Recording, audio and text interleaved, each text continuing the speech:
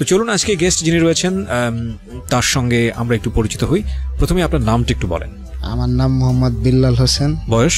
বয়স 31 আনুমানিক। 31 বছর বয়স। বর্তমানে থাকছেন কোথায়? বর্তমানে আছি আমি কমলাপুরে। জন্ম জেলা? জন্ম জেলা ফরিদপুর। আপনি বেশ কয়েকবার আমার সঙ্গে স্টুডিওতে এসেছেন, বেশ কয়েকবার দেখা করেছেন।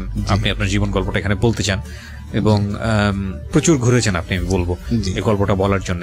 ঠিক আছে, আমি তো কিছুটা জানি, আমার মনে হয় রেডিওর মানুষদেরও জানা উচিত। শুরু করেন আপনি প্লিজ। হ্যাঁ, আমি ছোটবেলায় আমার 7 বছর বয়স পর্যন্ত কাটছে গ্রামের বাড়িতে। আমার গ্রামের বাড়ি আছে ফরিদপুর বোয়ালমারী থানা, হরিহরনগর গ্রাম। তা ওইখানে আমার বাবা তখন গ্রাম্য রাজনীতির কারণে উনি এলাকার থেকে বাইরে চলে যান চাকরির জন্য। আচ্ছা। তা উনি গ্রামের বাইরে থাকার কারণে, চাকরি সুবাদে বাইরে থাকার কারণে বাজার ঘাট যা ছিল অল এভরিথিংই সব কিছু আমারই দেখাশোনা করা লাগতো।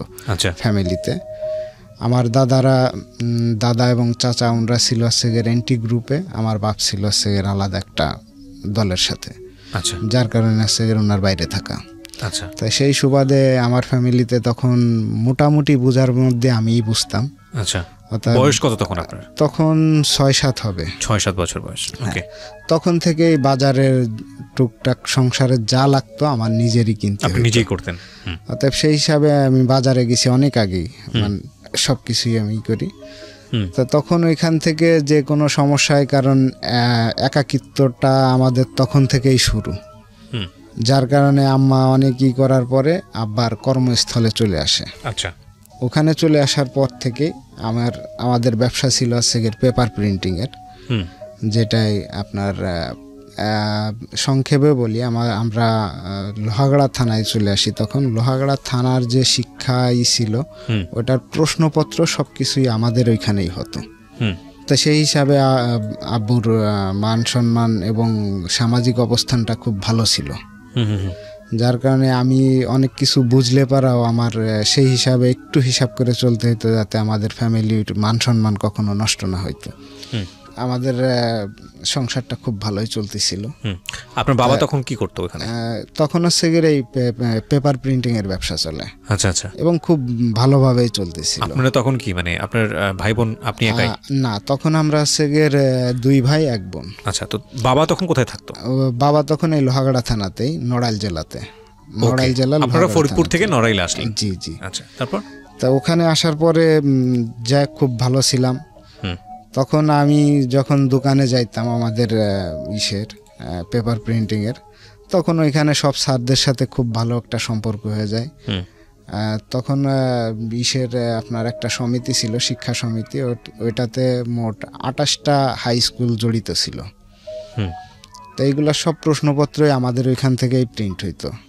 তো সেই সুবাদে সবার সাথেই খুব ভালো সম্পর্ক থাকার কারণে দেখা যাচ্ছে আমি স্কুল শেষ করে যখন ওইখানে যাইতাম, তখন কিছু দেখা যাচ্ছে একজন টিচার 10 টাকা 5 টাকা, তখন তো টাকার খুব মূল্য ছিল, ওই 2 টাকা 5 টাকা 10 টাকা খুব কম পাইছি, 2 টাকা 5 টাকা এটাই সবসময় আমার কাছে থাকতো। তা আমি আমার আম্মারে খুব ভালোবাসতাম। আমার আম্মার পরে আমার ছোট ভাই ছিল, ওনারে আমি প্রচণ্ড ভালোবাসতাম। আচ্ছা। এই 2টা ব্যক্তি ছিল আমার লাইফের সব কিছু। তো এইটার কারণে আমি এই টাকাগুলো জমাইয়ে আমি আমার আম্মাকে সবসময় সারপ্রাইজ করতে চাইতাম। মানে টাকাগুলো দিলে মা খুশি হবে, আমারও ভালো লাগবে। ওনাকে সরাসরি আমি নগদ টাকা খুব কম দিছি, কিন্তু ওনার পছন্দের খাবার, ওনার পছন্দের জিনিস, এইগুলা সবসময় ওনাকে দেওয়ার জন্য চেষ্টা করতাম। আচ্ছা। এবং আমার ছোট ভাইকে, এই 2টা মানুষ খুশি থাকলে আমার মনে হয়তো আমার পুরা পৃথিবী খুশি। মানে সবচেয়ে কাছের জন, সবচেয়ে কাছের এবং সবচেয়ে ভয়ও পাইতাম আমি আম্মাকে, এবং ভালোবাসতাম আমার ছোট ভাই এবং আম্মাকে। আচ্ছা। তা তখন আমি ক্লাস 4-এ পড়ি। তা দেখা যাচ্ছে মান্থলি আমার কাছে 150 টাকা হয়ে যেত, কিন্তু যেটা খরচ করার মতো অ্যাবিলিটি আমার ছিল না, আমি খরচ করতে পারতাম না। কারণ তখন এত টাকা খরচ করা, 150 টাকা মাসে অনেক। উনি সবচেয়ে বেশি পছন্দ করতো দই খাইতে মিষ্টির ভিতরে, আমি এটা দিতাম। আর দেখা যাচ্ছে যে ঘরের যত ফার্নিচার তখন ছিল, এটার অধিকাংশ আমার টাকার থেকে কেনা। আচ্ছা আচ্ছা। দেখা যাচ্ছে আমি 2000 টাকা দিছি, বাকিটা উনি ম্যানেজ করে কিনছে। যত কিছু ছিল আমাদের। কিন্তু আমার সব সময় একটাই ছিল যে আমি মানে সত্যটা বলতে কেন জানি একটু ভয় পাইতাম। আচ্ছা, সিরিয়াস বিষয় সত্য কথা বলতে আমি খুবই ভয় পাইতাম। যেরকম তার ছোট্ট একটা উদাহরণ দিই, আমি একটা 20 টাকার নোট এক জায়গায় লুকায় রাখছি, জি, এটা আমার ছোট ভাই পাইছে। ছোট ভাই পাইলে ও কিছু খাওয়া দাওয়া করার পরে যে দোকানে খাইতে গেছে ওই দোকানদার আবার আমাদের খুব পরিচিত। তা তখন ও 20 টাকা নিয়ে যাওয়ার কারণে ওকে খাবার দিছে, কিন্তু সাথে করে আবার নিয়ে আসছে আচ্ছা, আমাদের বাসায়, যে ও এত টাকা পাইলো কই। তখন আম্মা জিজ্ঞেস করলো যে তুমি কি চুরি করছো নাকি? না। তাহলে কোথায় পাইছো? তাই ও নির্দিষ্ট যেইখানেই পাইছে ওইখানের কথাই বলছে যে আমি এইখানে পাইছি। তা আসলে তখন আমাদের ওইখানে আমরা তো ভাড়া থাকতাম, তা সব মিলায়ে আপনার 6-7টা পরিবার হবে। তা সবার কাছেই জিজ্ঞেস করলো যে কারোর টাকা হারাইছে কিনা, কিন্তু সবারই অ্যান্সার না, কারণ টাকাটা তো কারোর হারায় নাই, টাকাটা ছিল আমার। কিন্তু আমি তখন সাহস করে বলতে পারি নাই যে টাকাটা আমার, কারণ এইটা আমার ছিল না, সাহসটা তখন ছিল না। তা তখন ওকে খুব মারধর করলো। মারধর করার পরে নেক্সটে আমি একদিন বললাম যে আম্মা আসলে টাকাটা ছিল আমার, আমি এইভাবে টাকা জমাই তো, তা আমি গেলে পারা তো আমারে সবাই কম বেশি দেয়, তাই এই টাকাটা আমারই ছিল। তা তখন উনি বললো তুমি আমারে জানাইলা না কে? তা আমি বললাম আসলে আমি ভয় পেয়ে গেছিলাম খুব, আচ্ছা, আমি নার্ভাস ফিল করি। তা এটা আমার ছোটোবেলার থেকে এখনও পর্যন্ত এই নার্ভাস ফিলটা এখনও কাজ করে। আচ্ছা, বাট এরকম খুব সুন্দরভাবেই চলতেছিল। তখন আমার এক চাচা ছিল, আমার চেয়ে ইমিডিয়েট হয়তো 4-5 বছরের বড় হইব। জি, তো তখন হচ্ছে গিয়ে ওনারে আমাদের এখানে নিয়ে আসা হইলো আমাদের ব্যবসার সাথে নড়াইলে। তো তখন উনি আমাদের ওই নড়াইলের অধিকাংশ গ্রামই হচ্ছে গিয়ে খুব গ্যাঞ্জাম করে, মানে মারামারিতে খুব এক্সপার্ট, কিছু হইলেই খুব মারামারি করে, মারামারি সঙ্গে সঙ্গে কথা আগে হাত চলে। জি। তা উনি আবার ওইখানের এক মেয়ের সাথে সম্পর্ক করে, আমার চাচা। আচ্ছা, যাকে নিয়ে আসলো? হ্যাঁ, যাকে নিয়ে আসলো। কিছুদিন পরে এক মেয়ের সাথে সম্পর্ক করে, এবং উনি আমার ক্লাসমেট। ক্লাসমেটের সাথে সম্পর্ক করে? তখন আপনি কোন ক্লাসে পড়েন? তখন হচ্ছে গিয়ে ক্লাস 8-এ। আচ্ছা আচ্ছা, ক্লাস 8-এ তখন হচ্ছে গিয়ে উনি সম্পর্ক করলো, এবং সম্পর্ক করে এক পর্যায়ে নিয়েই চলে গেল। নিয়ে চলে যাওয়ার কারণে চাচার সাথে আমার আব্বুর খুব বাজে একটা সম্পর্ক হয়, কেউ কারোর সাথে যোগাযোগ রাখে না। এই পর্যায়ে তখন চাচা আমাদেরকে ব্যবসায়িকভাবে অনেক ক্ষতি করে যায়, যেটা উনি তো যে মেয়েকে নিয়ে গেছে ওইটা ছিল স্থানীয় একটা মেয়ে, যার কারণে আমরা ব্যবসা। চাচা কি আপন চাচা ছিল? হ্যাঁ, জি। আর কিসের ব্যবসা ছিল যেন আপনার বাবা? আমাদের পেপার প্রিন্টিং এর ব্যবসা ছিল। ওকে। তো তখন ব্যবসায়িকভাবে একটু মানে আমরা দুর্বল হয়ে পড়ি, এবং দুর্বল হয়ে পড়ার কারণে মানে একটু সমস্যা হয়। তখন আমি যখন ক্লাস 8-এ পড়ি, তখন আমি অঙ্কে আবার খুব ভালো ছাত্র ছিলাম। আমি ক্লাস 8-এই আপনার 98 মার্ক পাই। আচ্ছা, অঙ্কে। তো তখন হচ্ছে গিয়ে আমার এক টিচার ছিল, উনি আমাকে বলল যে প্রশ্ন তো তোদের ওইখানেই হয়, তো তোরা 98 পাবি না, পাবে কে? আমার ছেলে। ও আচ্ছা আচ্ছা আচ্ছা, তো কষ্ট লাগার মতো কথা। তখন কষ্ট বলতে ভাই, আমি তখন থেকে লেখাপড়া এমনভাবে লুজ দিলাম যে আমার কোনো রকম টাইনে পাশ হলে আমার চলবো। আচ্ছা, এটা আপনি কষ্ট পেয়ে কাজটা করলেন? কষ্ট পেয়ে, ওই যে বললাম না যে আমার জীবনটা হচ্ছে একা, মানে নিজের ভিতরে রাগ পুষে রাখা, কারোর সাথে শেয়ার করতেন না কারোর সাথে। এই ঘটনা আপনার ক্লাস 7 না কত, কোন ক্লাসে ঘটলো? 8-এ। ক্লাস 8-এ ঘটলো। তো আপনি তো এটা বাসায় বলতে পারতেন? এটা আসলে বাসায় বললে হয়তো আব্বা ব্যবসা বন্ধ করে দিব। ও, সেজন্য বলেন নাই? সেজন্য বলি নাই। তো তখন ফ্যামিলির অবস্থা আসলে এতটাই ছিল না, যার কারণে ভয়তে আব্বাকে বলিও নাই যে আমার টিচার এই কথা বলছে। কিন্তু আমি আসলে একটু মেধাবী ছিলাম হয়তো, কিন্তু তারপরেও আমি আর কি কাউকে এটা বুঝতে দেই না, নিজের ভিতরে রেখে ওই কোনো রকম 40-45 এর ভিতরেই মার্ক রাখার চেষ্টা করতাম। মানে ভালো কিছু করার চেষ্টা আমার ভিতরে তখন ছিল না, কারণ ভালো কিছু করতে চাইলে পারাই রেজাল্ট, ভালো কিছু করতে চাইলে পারাই লোকজন খেপাবে বলতে আমার টিচাররা তো সবাই আমার সাথে ফ্রেন্ডলি আচরণ করতো ব্যবসায়িক কারণে, তারা তো আমাকে ছেড়ে কথা বলবে না। এই কারণে এটা নিজের ভিতরে রাখলাম, রাখার মানে রাইখে যেভাবে যত দূর আগাইতে পারি। কিন্তু আমি যখন ক্লাস 9-এ উঠলাম, 9-এ না 10-এর প্রথম পরে, মানে 9 থেকে 10-এ উঠলাম। আচ্ছা, তখন হচ্ছে আমার ছোট ভাইয়ের ব্লাড ক্যান্সারটা ধরা পড়ে। কিভাবে ধরা পড়লো? প্রথমে গল্পটা কি ছিল? হ্যাঁ, উনি আছে গের ছোট ভাই, মানে আমি তখন ক্লাস 9-এ পড়ি, ও একটা জাম্বুরা গাছ থেকে পড়ে গেছিল। জাম্বুরা গাছ থেকে পড়ে যাওয়ার পরে ওর মানে শারীরিকভাবে বেশ ক্ষতিগ্রস্ত হয়। আচ্ছা, কিন্তু আসলে ওইটা সেই সময় মিন করছিল না কেউই সেরকম, তবে আমার বাবা আমাদের উপরে একটু কেয়ারফুল কম ছিল। আচ্ছা, বেশি কেয়ার করতো আর কি। এইটা তখন আম্মাকে এসে বলল যে হ্যাঁ বাচ্চা কাচ্চা তুমি দেখে রাখতে পারো না, গাছে উঠলো, মানে আম্মার উপরে খুব বকাঝকা করলো। তা এইটার থেকে ওর হচ্ছে গিয়ে শরীরের ব্যথা জায়গায় জায়গায় অনুভব করত। কিন্তু এটা ফাইনালি 1 বছর পরে দেখা গেল কি যে ওর পার যে মাংসপেশি নিচের দিকের, এই মাংসপেশি খুব ব্যথা করত। তো দেখা যাচ্ছে তখন ওই যে কেয়ারফুল না হওয়ার কারণে আমার সাথে বকাঝকা করতো যে বাচ্চা সারাদিন খেলায় বেড়ায়, তখন কোনো সমস্যা হয় না, সন্ধ্যার পরে যখনই পড়তে বসে তখনই হচ্ছে গিয়ে তার পা ব্যথা। তাই এইগুলা নিয়ে সাংসারিকভাবেও আমরা খুব মানে ইসের ভিতরে চলে গেলাম, মানে সংসারে একটা কেমন জানি ছাড়া ছাড়া ভাব, এই শুধুমাত্র এই ছোট বাইরে এই একটা বিষয় নিয়ে, মানে কারোর সাথে সে ঠিকমতো কেউ কথা বলতো না, এটা সেটা, মানে অনেক সমস্যা হতো। তা লাস্টে অনেক ট্রিটমেন্ট করার পরে মানে যত কবিরাজ বলেন ছোটোখাটো ডাক্তার বলেন সবই দেখানো হয়েছে, কিন্তু এটাতে কোনো কাজ হয় নাই। লাস্টে আপনার নিয়ে যাওয়া হইলো যশোরে।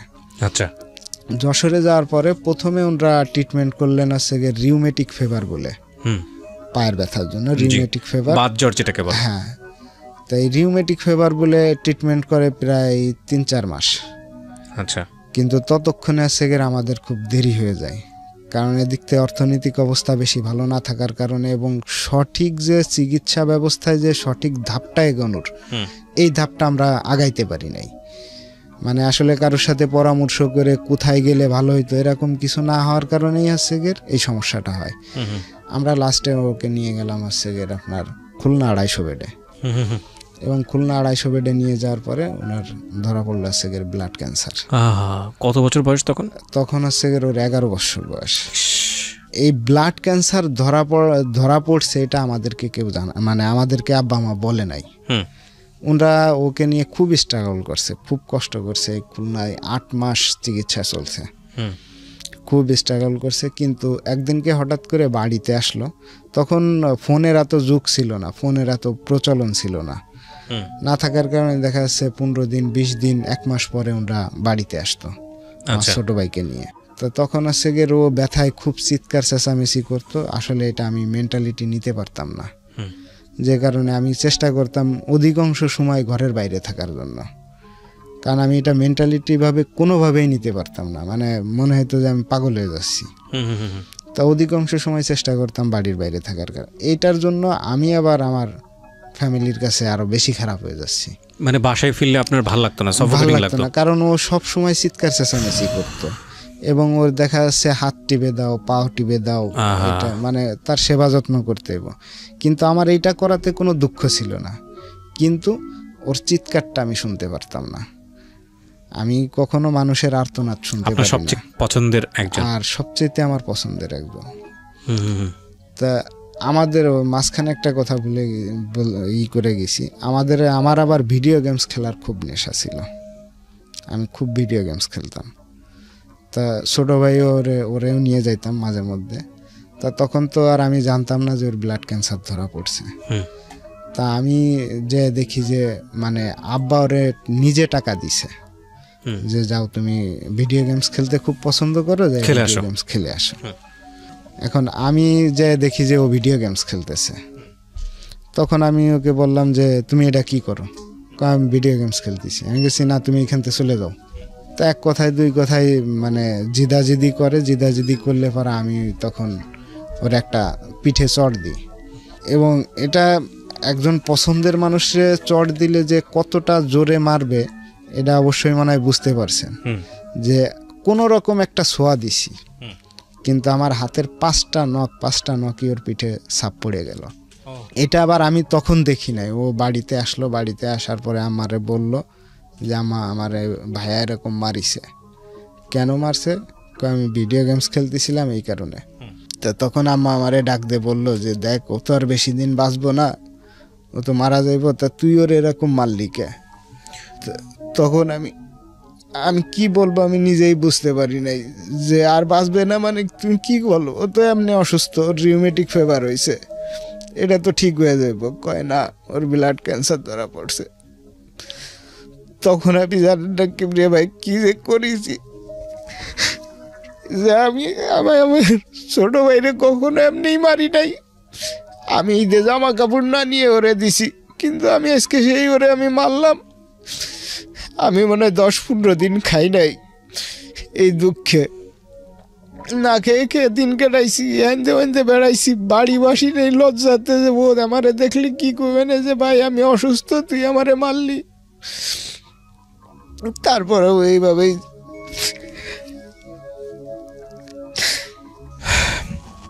এখানে খুব মর্মান্তিক একটা বিষয় আছে প্রিয় শ্রোতা, আপনাদেরকে ওই জিনিসটা ফিল করতে হবে, এবং আপনারা ফিল করছেনও ইনফ্যাক্ট আমি মনে করি। খুব পছন্দের একটা মানুষ, 10-11 বছর বয়স। আপনার সাথে আপনার ভাইয়ের বয়সের পার্থক্য কত? তখন মিনিমাম 14-15 বছর তো হবে। না না, আপনার সাথে আপনার ভাইয়ের বয়সের পার্থক্য এরকমের, মানে আপনি ওর 14 বছরের বড় ছিলেন? হ্যাঁ, এরকমের। তার মানে ও কিন্তু পরিণত বয়সে ছিল, আর উনি ছিলেন হচ্ছে ছোট। তো সেই জায়গাটা থেকে একটা মানুষের গায়ে হাত তোলার পরে যদি জানা যায় ও আর বেশি দিন বাঁচবে না, এটা ভয়ঙ্কর রকমের কষ্টের ব্যাপার, ভয়ঙ্কর রকমের কষ্টের ব্যাপার। ঠিক আছে, বলেন তারপর। আমি ওই দিনই প্রথম শুনলাম যে হ্যাঁ ব্লাড ক্যান্সার হয়েছে। এর আগে কখনো জানতেও পারিনি যে তার ব্লাড ক্যান্সার হয়েছে। যাই হোক, এইভাবে মোটামুটি চলতেছিল। তারপরেও খুব ইসের পরেই কষ্টের মধ্যেই দিন যাচ্ছিল। তখন আমার যে ব্যবসা ছিল, তখন আমার সেগের নিজের দায়িত্ব নিয়ে ব্যবসাটা চালাইতে হইলো, কারণ আমাদেরকে যে ব্যাকআপ দিবে এরকম আসলে আমাদের কেউ ছিল না। কারণ চাচার সাথে সম্পর্ক খারাপ হয়ে চাচা চলে গেল, মাঝখানে আমার মামা আসছিল, বড় মামা, উনিও যে কোনো কারণবশত আর কি একটা কারণ দেখায় উনিও চলে যাওয়ার কারণে আমাদের আর কোনো ব্যাকআপ ছিল না। আমি যতটুকু টুকটাক পারতাম ব্যবসাটা চালায় রাখার চেষ্টা করছিলাম। আর ওর ট্রিটমেন্ট তখন খুলনা 250 বেডে চলতেছিল। তা এর ভিতরে আপনার দেখা যাচ্ছে একদিনকে আর কি বললো যে বাড়িতে আসছে, তখন একদিনকে বললো যে আম্মা আমি তো পোলাও খাবো। তখন আম্মা কেন জানি ওই দিনকে পোলাওটা রান্না করে নাই, আমি নিজেও বলতে পারবো না যে কেন উনি ওই দিনকে পোলাও রান্ধে নাই। তো তখন আছে গের আমার পরের দিন বললো যে ভাইয়া আমি পোলাও খাইতে চেয়েছিলাম, দেখছো আম্মা আমার সাথে রাগ করে পোলাও বানাইলো না। আর ওইখান থেকে শুরু করে আমি আজ পর্যন্ত পোলাও খাই না। নিজের উপরে মানে আমার তার উপরে বলেন আর ফ্যামিলির উপরে বলেন, মানে টোটাল একটা ইমোশনাল কাজ নিয়ে আমি আজ পর্যন্ত পোলাও খাই না। তো যাই এইভাবে যাওয়ার পরে যতটুকু পারছি আমরা তাকে চিকিৎসা করার চেষ্টা করছি। চিকিৎসা করা এর ইতিমধ্যে আছে গের আমার ফর্ম ক্লাবের ডেট চলে আসলো ক্লাস 10-এ। তখন আর্থিক অবস্থা খুব খারাপ থাকার কারণে ফর্ম ক্লাব করতে মানে সরি তখন আছে গিয়ে কেবল ক্লাস 10-এ উঠছি। তো এদিকতে ব্যবসা সামলায়, ওদিকতে আবার স্কুলে যাইতে হয়। তা মাঝখানে একটা হলো যে ক্লাস 10-এ যখন আমি ঢুকি মানে উঠলাম, তখন আমাদের অর্থনীতি পিরিয়ডটা হয় আলাদা। জি, মানে আমাদের সেকশনটা পার হয়ে আমি বি সেকশনে পড়তাম, বি সেকশনটা এই সাইডে দিয়ে আপনার এ সেকশনে যায় অর্থনীতি। তখন আপনার ভাই বেঁচে আছে? হ্যাঁ, তখনও আছে। আচ্ছা, তখন ওর ট্রিটমেন্ট চলতেছে। জি। তখন আমরা এ সেকশনে গেলাম। এ সেকশনে আপনার মেয়েদের জন্য বসার জায়গা হিউজ পরিমাণ, কিন্তু ছেলেদের আছে বসার জায়গা কম। আচ্ছা, আমরা টোটালে 5টা বেঞ্চ ছিল, 5টা বেঞ্চে 5-5 25 জন বসতে পারতো। আচ্ছা, আর সেই হিসাবে মেয়েরা প্রায় 40-45 জন বসতে পারতো।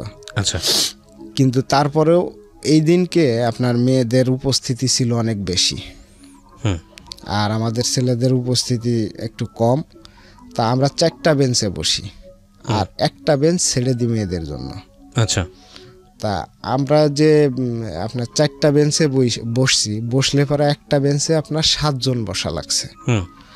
এখন 7 জন বসতে গেলে দেখা যাচ্ছে কি দুই পাশে যে 2 জন বসে আছে এদেরকে আপনার পা বাইরে দিতে হবে বেঞ্চের বাইরে। তা মাঝখানে গ্যাপ কম থাকার কারণে আমার একটা বেস্ট ফ্রেন্ড ছিল, নাম আছে তরিকুল। তা ও হচ্ছে এক সাইডে বসছে, ডাইন সাইডে। জি। তা ওকে আমি বললাম যে তরিকুল তুমি এক কাজ করো, তুমি একটা পা বাইরে দাও। তা মাঝখানে আবার চলাচলের রাস্তা কম হওয়ার কারণে পাশে যে মেয়েটা বসছিল ওই মেয়েটার নাম ছিল হচ্ছে রূপা। তা ও আবার জিদ করে কি করলো আমাদের সাথে জিদ করে ও একটা পা বাইর করে দিল। এখন বাইর করে দেওয়ার কারণে দেখা যাচ্ছে কি যে দুইজনের পা মানে মিশে গেছে। তা এইটা নিয়ে এক কথায় দুই কথায় আমি তরিকুলকে বললাম কি যে তরিকুল এক কাজ করো, যদি বেশি করে তুমি পায়ে লাথি মারো। আমি জাস্ট শুধু এই কথাটুকুই বলছি। তো ইতিমধ্যে স্যার ঢুকছে, স্যার ঢুকলে পরা সবাই দাঁড়ায় সম্মান করলাম। সম্মান করার পরে সবাই বসে পড়ছি, কিন্তু এই রূপা আর বসে না। তখন স্যারে জিজ্ঞেস করলো কি ব্যাপার তুমি বসো না কা? তো তখন সে আমাদের বেঞ্চটা দেখাইয়ে বললো যে স্যার আমার এই বেঞ্চ থেকে বাজে কথা বলা হয়েছে। তা তখন স্যার আসলো, এসে জিজ্ঞেস করলো যে কি ব্যাপার, এখান থেকে কে বাজে কথা বলছো? তো আমরা তো আসলে আমিও বাজে কথা বলি নাই, কারণ এটা তো আমার মনে হয় না যে বাজে কথার ভিতরে পড়ে। তা তখন স্যার এক এক করে সবাইরে জিজ্ঞেস করলো, সবাই একই কথা বললো যে না কেউ বাজে কথা বলে নাই। তখন আমাদের এই 7 জনকেই খুব পিটাইলো স্যারে, যে যখন স্বীকার করবি না তখন এটা সবাইরই শাস্তি। ওকে। তা তখন সবাইকে মারলে পরে আমরা বেরোইলাম। বেরোয় আসলে মানে নিজেরাই কথা বলতেছি যে আসলে কে বাজে কথাটা বললো। তা আমরা আর ভাইবে পাইলাম না। তা পরে আর কি আমাকে রূপা বলতেছে, দেখছস একটু ফাজলেমি করছিস, তার পরিণতি কি হয়েছে, আমার সাথে আর টক্কর দিবি? তা আমি ওকে আর ভালো মন্দ কিছু বললাম না, কিন্তু ও সারা স্কুলে এটা বলে বেড়াইলো যে আমার সাথে ফাজলেমি করার ফল পাইছে ওরা। তা তখন আমার মনে মনে খুব ক্ষোভ হইল যে একে মানে কিছু একটা করবই। তা আসলে আমি মানসিকভাবে অতটা না যে মানে নির্দয় না যে একজনকে চাইলেই হুট করে মারবো, কিন্তু ওই দিনকে এত রাগ হয়েছে যে মানে কিছু মাথায় কাজ করতেছে না। পরে আমি তাকে থাকা শুরু করলাম যে আসলে কবে পাবো। তা আমি যেখানে ইংলিশ টিচারের কাছে প্রাইভেট পড়তাম, ও তার পাশেই আর এক স্যারের কাছে প্রাইভেট পড়তে যাইতো। তা সেই স্যারের কাছে তখন পাটের সিজন, পাশে আবার পাট ক্ষেত আছে। ছুরি নিলাম, নিয়ে পরে কইলাম যে ওরা আজকে আমি এটা কুবাবই, মানে মেয়েটাকে? হ্যাঁ মেয়েটাকে, যেহেতু গায়ে, কারণ ও স্কুলে বললো কে, আর যা হয়েছে এটা তো ক্লাসরুমেই শেষ হয়ে যাওয়ার। কোন ক্লাসের ঘটনা এটা? এটা হচ্ছে ক্লাস 10-এর শুরু। ক্লাস 10-এর শুরু। ওকে, তারপর? তা আমার একটা ছিল যে যা হয়েছে এটা তো এনাফ, এটা তো বাইরে কারোর কাছে বলার মতো কোনো কিছু না। আর যেহেতু আমরা বিষয়টা বুঝি নাই যে কি অপরাধে মার খেলাম, কিন্তু ও এটারে মানে অন্যভাবেই করে বলল যে আমার এটা বলছে, আমি এই কারণে স্যাররে বলছি, স্যার খুব মার দিছে। তা তখন রাগ হওয়ার কারণে একটা ছুরি নিয়ে গেলাম। যাওয়ার পরে কিছু লোক আসার কারণে আমি মানে যাওয়ার পথে ওকে কিছু বলতে পারলাম না, কিন্তু ফেরার পথটা ছিল আপনার ওই দিনকে প্রায় 12টার কাছাকাছি হবে, দুপুর, স্কুল বন্ধ ছিল, দুপুর 12টার দিকে আর কি ও ফিরতেছিল। তা তখন আমি ওর সামনে গেলাম, সামনে যে ছুরিটা বেরও করছি, বের করে ওকে বললাম যে এখন যদি তোরে আমি এটাতে কুবাই তুই কি করতে পারবি? তো তখনও আমাকে একটা কথা বলছিল যে ভাই যা করছি ভুল করছি, কিন্তু আপনি এটা দিয়ে আমার একটা কোপ দিলে পারাও আমার এই ক্ষতটা কিন্তু আপনি জীবনে কোনোদিন সারতে পারবেন না, এই ক্ষতটা আমার থাইকেই যাব। আমি আর একজনকে মানে যে যখন ক্ষতটা দেখবো আমি তার কি প্রশ্নের উত্তর দেব?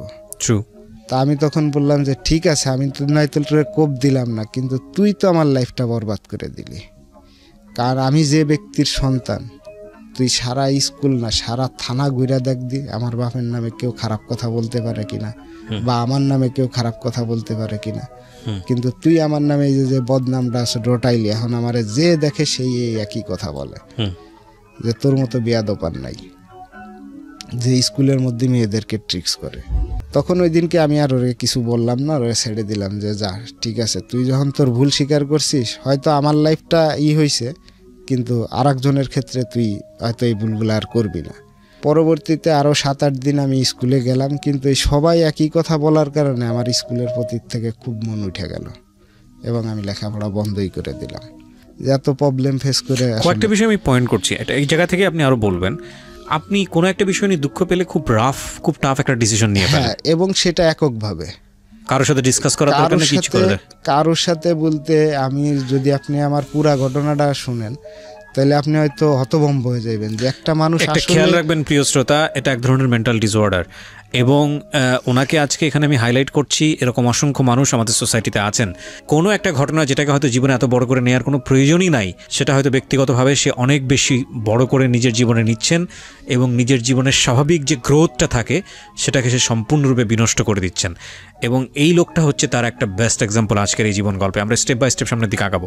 হ্যাঁ বলেন। তারপর বন্ধ করে দিয়ে ব্যবসার দিকে একটু নজর দিলাম, কিন্তু তারপরে ওই যে ভিডিও গেমস খেলার যে একটা নেশা, এটা কিন্তু আমার ভিতরে তখনও বিদ্যমান। এটা হচ্ছে কি যে একাকিত্বটা কাটানোর, যে ছোট ভাই যে অসুস্থ, এই কথাটা যাতে মনে ওঠে তখন হচ্ছে খুব কষ্ট লাগে, যার কারণে একটু হাসি খুশি নিজে থাকার জন্য আমি গেমসে যাইতাম। ওকে। যেটার কারণে ব্যবসায় খুব আবার এটার প্রভাব পড়ে। এরপরে আমার ছোট ভাইটা মারা যায় সেগের 23শে নভেম্বর 2003-এ। ওকে। তো নভেম্বরের শুরুর দিকে সেগের খুলনা 250 বেড থেকে ছেড়ে দিল ডাক্তারে, যে আর কিছু করা পসিবল না, আপনি বাসায় নিয়ে যান, যা খাইতে চাই ভালো মন্দ খাইতে থাকেন, আর যত দূর পারেন সেবা যত্ন করেন। ওকে। মাঝখানে আমি একটা কথা বলে যাই, এটা সেগের কি আমার ছোট ভাইকে প্রতি সপ্তাহে 4 ব্যাগের মতো রক্ত দিতে হতো। আচ্ছা আচ্ছা। যেটা কালেক্ট করতো সম্পূর্ণ বাইরের থেকে। হ্যাঁ। তো তখন আমার শারীরিক অবস্থা এতটা ভালো ছিল না, কিন্তু তারপরে আমি বলছিলাম যে আমার ব্লাডটা আপনি একবার হইলেও দেন। তো তখন আমার আব্বা যে কোনো কারণবশত রাজি হয় নাই, আর রাজি না হওয়ার কারণে আমি গত 4 মাস আগে সেগের আমার ব্লাড গ্রুপ টেস্ট করি। আচ্ছা। যেটা আমার প্রয়োজনে আমি ব্লাড গ্রুপটা টেস্ট করি।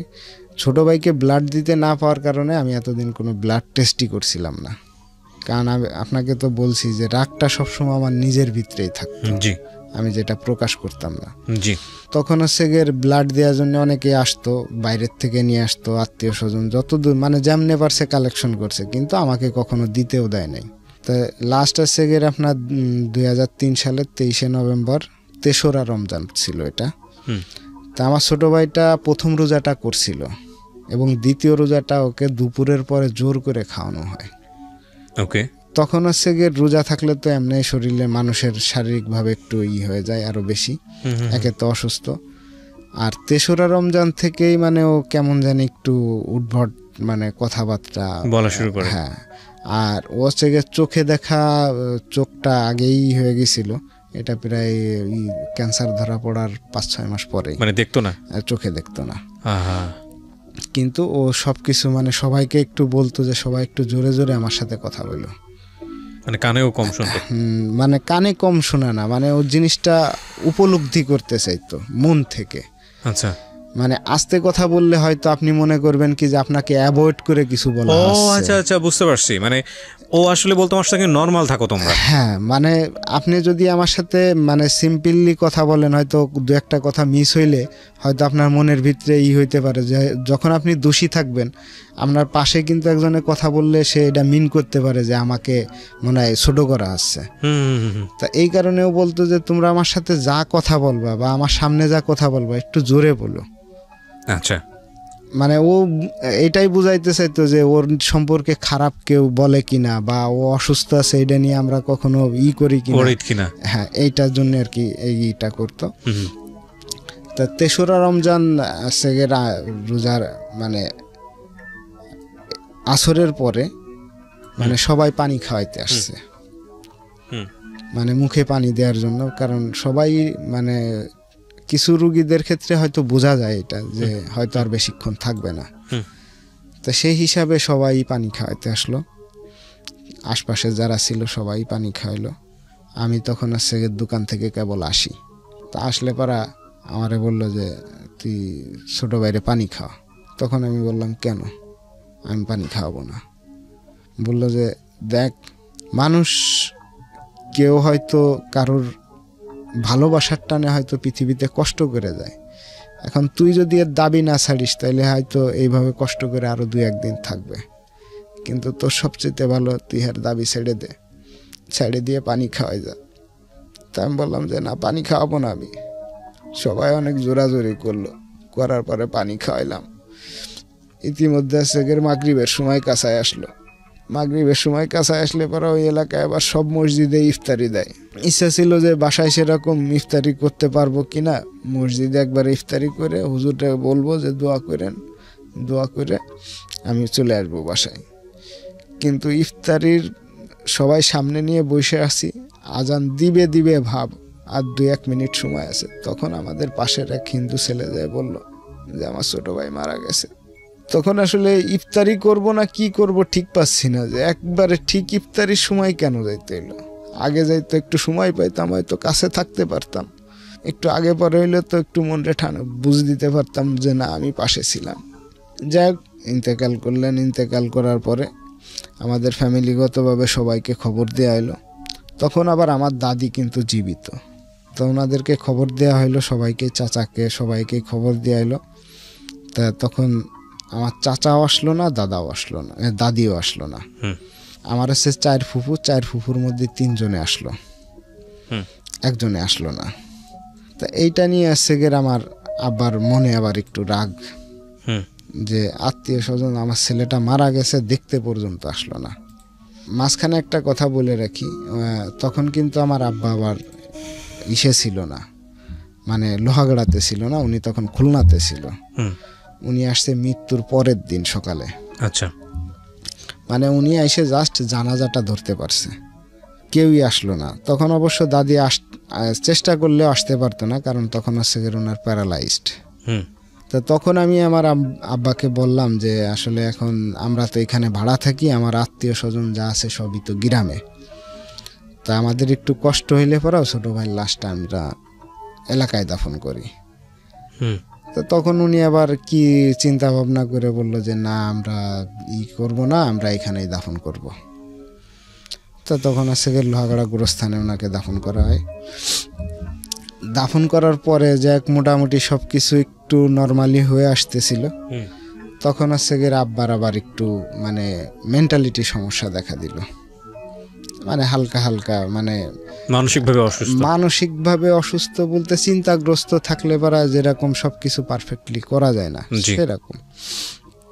তো যাই হোক, মোটামুটি ব্যবসার দিকে আবার একটু ব্যবসা চাঙ্গা হইলো, ভালোই চলতেছিল, কিন্তু ওনার মেন্টালিটি প্রবলেমগুলো বাড়তে শুরু করলো। তখন আর কি আমাদের বাড়িওয়ালি যে ছিল, বাড়িওয়ালা, ওনার মেয়ের সাথে আমার আবার একটু সম্পর্ক হয়। আচ্ছা, যেটা ছিল আমার একক, মানে একতরফা, যেটা মেয়ের দিক থেকে কোনো ছিল না। কারণ জাস্ট আমি দরজা খুললে তাকে জানলায় দেখতাম, ভাল লাগতো, আর কিছু আচার আচরণ ভালো লাগতো, এই হিসাবে আমি তাকে খুব পছন্দ করতাম। আচ্ছা, কিন্তু একদিনকে আমি তাকে হাত দিয়ে ইশারা করার কারণে সে আমার ছোট বোনকে বলে দিল যে তোমার ভাইয়া আমাকে এরকম ইশারা করছে। তো তখন আমি বললাম যে ঠিক আছে, আমি আর করব না এটা। তা এরপর থেকে আর কখনো করি নাই, কিন্তু না করার পরেও দেখা যাচ্ছে যে আপনার বছর খানিক পরে মেয়ের বাপে আমাদের কাছে বিয়ের প্রস্তাবই নিয়ে আসে। আচ্ছা, ওই মেয়ের সাথেই আমার। কিন্তু এই যে ইটা আমার নামে করছিল, এটার কারণে আমার মনের ভিতরে যে রাগটা ছিল, এই রাগের কারণে এই মেয়ে আবার আরেকজনের সাথে অ্যাফেয়ার করছিল। এদের ডেটিং করার জায়গা আবার আমি নিজেই ঠিক করে দিছিলাম। এটাতে আপনার ফায়দাটা কি? মানে ফায়দাটা বলতে আসলে যার সাথে সে অ্যাফেয়ার করছিল সে আমার বন্ধু। হ্যাঁ, এখন আমি তার সাথে সম্পর্ক করতে চাইছিলাম, এটা আমার বাসায় জানাই দিব, এই ভয় দেখানোর কারণে আমি ওদেরটা মানে মাইনে নিয়েছিলাম যে ঠিক আছে তোমরা ডেটিং করো। হ্যাঁ, কিন্তু যখন আমি 1 সপ্তাহ আগে ডেটিং করাইলাম, 1 সপ্তাহ পরে দেখা যাচ্ছে যে মেয়ের বাপে আসছে বিয়ের প্রস্তাব নিয়ে, যে ছেলেকে বিদেশ পাঠায় দিবে, ব্যবসার জন্য টাকা দিবে এবং এখানে বাড়ি করার জন্যও কিছু টাকা দিবে। তখন আমার মাথায় ঢুকলো যে আমি কেবল 1 সপ্তাহ হয় নাই মেয়েকে আরেকজনের সাথে ডেটিং করতে দিছি, আমি কেন একে এখন বিয়ে করতে যাব? এখন আমি তো আর কাউকে বলতে পারতেছি না, আব্বাকেও না মাকেও না, তারা তো দুইজনই এক পায়ে রাজি, যে স্থানীয় লোক মানে তারা এক পায়ে রাজি, এখন আমি ভিতরে ভিতরে জ্বলে মরতেছি। তা তখন আমি বললাম যে না, এই বিয়ে আমার দ্বারা করা সম্ভব না। তখন মেয়ের বাপে বলল কি 400 টাকার ঘর ভাড়া 1100 টাকা করলো এবং সময় দিল 4 মাস, যে 4 মাসের ভিতরে তোমরা চলে যাবা। এখন 400 টাকার ঘর ভাড়া যখন 1100 টাকা হলো, তখন তার প্রশ্নই ওঠে না এখানে থাকার, 4 মাসই বা কেন থাকবো। তো তখন আমরা পরের মাসেই চলে গেলাম এখানে। ওইখান থেকে চলে যাওয়ার পরে এখন এর ভিতরে আবার ছোট বোনের বিয়ে হইলো। এই বিয়ের ক্ষেত্রেও আমি একটু দূরে ছিলাম, মানে কার সাথে কোথায় বিয়ে এই সম্পর্কে আবার আমি ততটা জানতাম না। তো যাক, বিয়ে হয়ে গেল, কিন্তু এদিক থেকে বাপের আবার মেন্টালিটি সমস্যা একটু বাড়তে থাকলো। বিয়ে কার হলো? ছোট বোনের মাঝখানে ছোট বোনের বিয়ে। হ্যাঁ। এখন এই বিয়ে হওয়ার পরে আমাদের মানে আর্থিক অবস্থা আবার একটু ভেঙে পড়ে। আবার আব্বা মানে আব্বু থাকার কারণে ব্যবসা ততটা আগাইতো না। এখন না আগাইলে পরা হঠাৎ একদিনকে ওইখানের এক স্থানীয় লোক বলতে উনি পৌরসভা হওয়ার পরে ফার্স্ট নির্বাচন হইব, ওনাকে আর কি আব্বা মারলো। কাকে? ওইখানের আপনার ওনার নাম ছিল পলিটিক্যালি একজনকে মারলো বলতে আপনার এই যে পোস্টার যে ছাপায়, এই পোস্টার ছাপানো নিয়ে আর কি একটু বাকবিতণ্ড হওয়ার কারণে ওনাকে মারলো। এখন মারলে পারা দেখা যাচ্ছে যে এটার প্রেশার খুব অনেক প্রেশার আসলো। এখন আমার এই যে বন্ধু বান্ধব যা আছে, আর মনে করেন যে আব্বুর যে ইসের কারণে যে একটা তৈরি হয়েছিল, এইটা দিয়ে ম্যানেজ করতে খুব কষ্ট হইতে লাগলো।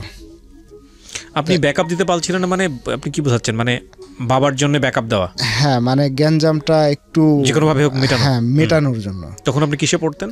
আমি আসলে তখন লেখাপড়া বাদ দিয়ে দিছি। ওই মেটার ঘটনাকে কেন্দ্র করে লেখাপড়াটা বাদ দিয়ে দিছি? ওইখানেই বাদ দিয়ে দিছি। জি। তো এখন এই মীমাংসার জন্য মানে খুব কষ্ট হইতে লাগলো যে এটা কিভাবে মেটাবো, কারণ আমাদের ওইখানে কোনো আত্মীয় স্বজন ছিল না। যাক, পরে অনেক কিসের পরে এটা যাক একটু ঠান্ডা হলো, কিন্তু তার মাসখানিক পরে উনি আরেকজন পলিটিক্যাল লোকের গায়ে হাত দিল। আচ্ছা। তখন যে দেখা যাচ্ছে যে মানে এইটা আর কখনোই সামাল দেওয়া সম্ভব না আমার একার পক্ষে। তখন আমাদের পার্শ্ববর্তী মানে বেশ দূরে, প্রায় 10-12 কিলোমিটার দূরে আর কি আমার নানার বোন বিয়ে দেওয়া, ওনারা আবার খুব প্রভাবশালী ছিল। তা ওনাকে যে ঘটনাটা বললাম যে আসলে এই ব্যাপার, এখন কি করা যায়। তা তখন ওনারা সেগের ঘটনাটা মিটাইলো। এখন আমি চিন্তা করলাম যে আমি যদি এখানে বিজনেস করতে যাই, তাহলে এইখানে আমাদের ফ্যামিলি সহ মরতে হবে। আচ্ছা। কারণ ওইখানে এইগুলা হর হামেশায় ঘটতেছে। তা তখন আমি চিন্তা করলাম যে আসলে এখন কি করা যায়। তো তখন হচ্ছে গিয়ে আমি মানে ওনাদেরকে বাড়ি চলে যাইতে বললাম, এবং আমি বললাম যে আমি ঢাকায় যে চাকরি করি, 5-6 হাজার টাকা যদি বেতন পাই, তাহলে এটা দিয়ে যা হয় এইটাই আপনারা খাইবেন। আর তখন হচ্ছে গিয়ে আব্বার মানসিক অবস্থা আরও ভয়াবহ, মানে আরও খারাপ হয়ে গেছে। তা তখন সব কিছু বিক্রি টিক্রি কইরা মানে সব দিনাদায়ক মানে মোটামুটি যা ছিল এটা বাদ দিয়া আপনার 14,000 টাকার মতো পায়। এটা হচ্ছে 2007 আর কি, 14,000 টাকা পায়। এইটা দিয়ে ওরা বাড়ি চলে যায়। তা বাড়ি যাওয়ার পরে আমি ওনাদেরকে বললাম যে 14,000 টাকা আছে, আপনারা এটা আমার বাড়ির উপরে কোনো রকম উপরে টিন দিয়ে মানে কোনো রকম ঘিরে আপনারা থাকেন, এরপরে আল্লাহ যদি দেয় আমি যদি কিছু করতে পারি করব আস্তে আস্তে। তা তখন আমার মামারা আর নানা নানি এখনও জীবিত আছে, ওরা বসে একটা সিদ্ধান্ত নিল কি যে না তুমি চাকরি করো, দেন ওরা আমার এখানে থাক, আমার এখানে খাওয়া দাওয়া করুক, আর তুমি যা কামাই করে দিতে পারো এটা দিয়ে আস্তে আস্তে বাড়ি ঘর দেব। তা তখন আমি আবার আমার নানা নানিকে বললাম যে দেখেন আসলে আপনারা এখানে থাকেন হচ্ছে গের শ্বশুর বাড়ির এলাকায়, মানে আমার নানা থাকে শ্বশুর বাড়ির এলাকায়। জি। তা আমি তখন ওনাদেরকে এরকমই বললাম যে আপনারা থাকেন আপনার শ্বশুর বাড়ির এলাকায়, এখন আমার আব্বাও যদি আবার সেই শ্বশুর বাড়ি থাকে তাহলে এটা মানুষ কিন্তু আরো খারাপভাবে নিব যে ঘর জামাইয়ের ঘরে ঘর জামাই থাকে। তা আমি বললাম যে আপনারা এটা বাদ দিয়ে যা আছে এটা দিয়ে আপনার ছোট্ট করে একটা রুম করে টিন দিয়া হইল, মানে টিন দিয়ে না হোক যেভাবেই হোক থাকতে, তা ওনরা আমার কথাটা রাখলো না, না রাখলে পরে ওনরা এখানে থেকে গেল। থেকে যাওয়ার পর 3-4 মাস পর ঠিকই সেম একই কাহিনী হইল। আশপাশের লোকজন খুব বাজেভাবে কথা বলতে থাকলো। তখন হচ্ছে গিয়ে ওনরা বাড়িতে চলে গেল। আর আমি তখন হচ্ছে গিয়ে এসে চাকরি নিলাম আমার মামার এইখানে। মামা হচ্ছে গিয়ে একটা এই ফয়েল প্রিন্টিংয়ের, ওষুধ কোম্পানির ফয়েল প্রিন্টিংয়ে তখন চাকরি করে। আমি 2007-এ এসে ওইখানেই ঢুকলাম। তা তখন যে দেখা যাচ্ছে যে আমার বেতন ধরলো হচ্ছে গিয়ে 2200 টাকা। তা 2200 টাকা বেতন ধরলে দেখা যাচ্ছে খাওয়া খরচ 1800-1900 টাকা চলে যেত। আর আমি তো বললাম যে ক্লাস 4-এ থাকতে আমি স্মোকিং করি। তা তখন তো আপনার এখন সিগারেট খাবো কি দিয়ে, আর ভাত খাবো কি দিয়ে, আর বাড়ি টাকা পাঠাবো কি দিয়ে। তখন মানে নিজে নিজে চিন্তা করে, আমাদের আবার এক দূর সম্পর্কের খালাতো ভাই, উনি আবার সোয়েটারে চাকরি করতো। জি। তো তখন আমি আরে জিজ্ঞেস করলাম যে ভাই সোয়েটারে চাকরি করলে কেমন কি দেখি। তা বললো যে তোমার তো কাজ শিখতে অনেক দিন লাগবো, 1-1.5 মাসের উপরে লাগে কাজ শিখতে, তাই 1-1.5 মাস চলবা কি দিয়ে। তা আমি বললাম সেটার ব্যবস্থা হবে, কিন্তু আমার এটাই করলে লাভটা কি। তা তখন বললো যে তুমি বেসিক্যালি যদি ভালোভাবে কাজ করো তাহলে 8-10 হাজার টাকা বেতন উঠাইতে পারবা। তো তখন এর সাথে কথাবার্তা বলে এখানে 5 মাসের মতো চাকরি করলাম। আচ্ছা। এখন 5 মাসে উল্টা আরও দেখা যাচ্ছে বন্ধু বান্ধবের কাছে 7-8 হাজার টাকা দিনা হয়ে গেছি। কারণ এদিকতে ফ্যামিলিতে দেওয়া লাগছে, নিজের পকেট খরচ সব দিয়ে 7-8 হাজার টাকার উপরে বন্ধু বান্ধবের কাছে দিনা হয়ে গেলাম। তখন পরে এসে সোয়েটারে চাকরি করলাম। সোয়েটারে আছে গিয়ে আপনার যেটা কসেস মারা বলে, মানে নিটের কাজ বলে। আচ্ছা। এই নিটে আসলাম। নিটে আসছে গিয়ে আপনার অনেক পরিশ্রম, সারাদিন দাঁড়ায় থাকতে হবে এবং কসেস মারতে হবে, একবার ডাইনে একবার বামে। যদি কেউ করে থাকে, যারা করছে এরা বুঝবে, অনেক পরিশ্রমের কাজ। কিন্তু আমি তো আগের থেকে কোনো পরিশ্রমের কাজ করিই নি, মানে টোটালি কোনো পরিশ্রমের কাজ আগে করিনি। তা খুব কষ্ট হইতে লাগলো, কিন্তু তারপরেও আমি করে গেলাম। তো করে যাওয়ার পরে এইখানে এসে গিয়ে আমার একটা বড়ই লাগলো জীবনে, যে আমার টাকা দিয়ে, আমার এই কষ্টের টাকা দিয়ে আমি চাইছিলাম আমার আব্বাকে চিকিৎসা করাইতে। কিন্তু আমার বাপ, এই আমার আম্মা আর মামারা মিলা আমার এই টাকা দিয়ে করলো ঘর। কোথায় বানালো ঘর? ফরিদপুরে? আমাদের বাড়িতে। ফরিদপুরে? ফরিদপুরে। সামনে হাফ ওয়াল করে টিন শেড দিয়া ঘর করলো। তো যখন ঘরের কাজ শুরু করলো তখন আমি বাড়িতে গেলাম। বাড়িতে যেয়ে আম্মারে জিজ্ঞেস করলাম যে আম্মা, আমি তো যদি এইভাবেই চলে তাহলে তো আমার সারা জীবনই ঘরে ঢাকায় থাকতে হবে, কারণ আমি না জানি মাঠের কাজ, না পারবো ভ্যান চালাইতে, না পারবো অন্য কিছু করতে, কারণ আমি তো আর বেশি পরিশ্রমের কাজ করিনি। তো তুমি কোনো রকম একটা ঘর করো, করে থাকো, আর আব্বারে চিকিৎসা করো। আচ্ছা। তা তখন আর কি আমার একটা বুঝ দিল যে তোর আব্বার চিকিৎসা তো হচ্ছেই, আর বাড়ি মেয়ে জামাই আসলে পরা তাকে বসতে দেবো কোথায়, এরকম একটা দিয়ে আমারে বললো যে না, যেটা হচ্ছে খারাপ হচ্ছে না। তা আমি দেন এখন বললাম না যে আম্মাকে খুব ভালোবাসতাম, যার কারণে ওনার কথাটা আমি তখন আর মানে সামনাসামনি কোনো প্রতিবাদ করলাম না, কিন্তু মনের ভিতরে একটা রাগ এবং ক্ষোভ কিন্তু থেকেই গেল। কারণ আব্বার এদিকতে চিকিৎসা হচ্ছেই না, কারণ আপনার ঘর করতে যে প্রতি মাসে আমার 5,000 টাকা মামাকে দিতে হয় ঘর বাবদ। তখন আপনি কি করেন? তখন আছে আমি সোয়েটারে চাকরি করি। জি। মানে ঘর বাবদ যদি 5,000 টাকা নিয়ে যায়, আমি বাড়িতে পাঠাই 7-8 হাজার টাকা। ও, সর্বোচ্চ মামার কাছ থেকে লোন নিয়েছিল, সেই লোনের টাকা শোধ করতে হয়। হ্যাঁ হ্যাঁ, মানে যে ঘরের যে টিন লাগবে এটা হচ্ছে মামার থেকে লোন করে নেওয়া। তো এখন আমি সর্বোচ্চ হচ্ছে 8,000 টাকা পাঠাইছি, আর অধিকাংশ হচ্ছে 7,000 টাকা। তা 7,000 টাকা আর 5,000 টাকা যদি ওনাকেই দিয়ে দেওয়া হয়, আর থাকবে কি? আর সেটা দিয়ে আর ওনার চিকিৎসাই বা কি হবে? এখন আমি তো আর কিছু করতে পারবো না, আমার জাস্ট ইনকাম করে দেওয়ার দরকার, ইনকাম করে দিতাম। কিন্তু আমি সবসময় আল্লাহর কাছে বলতাম যে আল্লাহ ওনাদেরকে একটু দেন, সুখে শান্তিতে থেকে যাওয়ার সুযোগ দেন, কারণ ওনারা বাসায় একারাই থাকতো, মা এবং বাপ, বাড়িতে সেরকম কেউ আসা যাওয়া করতো না। তো এর ভিতরে আবার ছোট চাচা বিদেশ যাওয়ার জন্য পায়তারা শুরু করলো যে উনি বিদেশ যাব। তা তখন আব্বার অবস্থা বেশি ভালো না, একেবারেই খারাপ। তা চাচা এসে বলল যে এক কাজ করো, তোমার জমিটুকু আমারে দাও। তা আমি বললাম জমি দিয়ে কী করবেন? কয় আমি বিদেশ যাব। তা আমি বললাম যে না, আপনি বিদেশ যাবেন, জমি লাগবো কেন? আপনার টাকা লাগলে টাকা চাইবেন, আমি না দিতে পারলে আপনি আমারে বলতে পারতেন যে বিল্লাল এইভাবে না এইভাবে করতে হবে, তুমি জমি বন্ধক রেখে আমারে টাকা দাও। তো যাই হোক, পরে তারা ফুফুরা এসা মানে ফুফুর জামাইরা এসে আমারে প্রেশার দিয়ে এরা জমি নিল। তা আমি যে সময় জমি নেই সে সময় বললাম যে আজকে আমার আব্বা অসুস্থ, যদি আমার ইনকেস টাকার দরকার হয়, আমার জমিটা থাকলে কিন্তু আমি বিক্রি করে টাকা তারা ট্রিটমেন্ট করতে পারবো। তো যাই হোক, তারা কি বুঝছে জানি না, এইভাবেই তারা গেল। আব্বার তো এদিক থেকে কোনো ট্রিটমেন্ট নাই, ওনার মেন্টালিটি মানে আসলে অনেকে বলছে যে পাগল হয়ে মারা গেছে। আবার ইসের এক ডাক্তার ছিল, উনি এসে মাঝে মধ্যে দেখতো, উনি বলছিল আমাকে যে ওনার ব্রেন ক্যান্সার হয়েছে। আর আদতে যে কি হয়ে মারা গেছে এটা আপনারা কেউ জানেন না? আমি অন্তত জানি না, কারণ আমি তখন কন্টিনিউ ঢাকায় কাজ করি। আপনার ছুটি দিলে কতক্ষণ কাজ করতে হতো? কাজ করতে হইতো সকাল 8টার থেকে সন্ধ্যা 6টার থেকে ফিক্সড, এটা করতেই হবে। আর সন্ধ্যা 6টার সময় যদি আপনার টিফিন বলতে একটা রুটি একটা কলা দিত, 10 ঘন্টা প্রায় একটা রুটি একটা কলা দিত, যদি এটা দিত তাহলে আপনার রাত 10টা পর্যন্ত। এখন আমার এইদিকে ছিল যে বাড়ি টাকা পাঠাইতে হবে, এই কারণে আমি করতাম কি, আমি আসলাম সকাল 6:30টার দিকে। আচ্ছা, 6:30টায় আইসা ওই রাত 10টা পর্যন্ত চললে 10টা পর্যন্তই, আচ্ছা এই পর্যন্তই করতাম, কারণ আমার টাকার দরকার। আর আমি তখন কাজ শিখছি নতুন, কিন্তু মাঝখানে সবচেয়ে মজার ঘটনা কি, আমি সোয়েটারের কাজটা শিখছিলাম মাত্র 3 দিনে।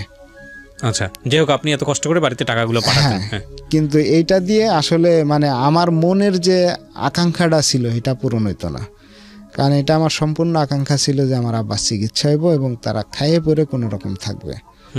তো যাই হোক, পরবর্তীতে আব্বা 2010 সালে মারা গেল।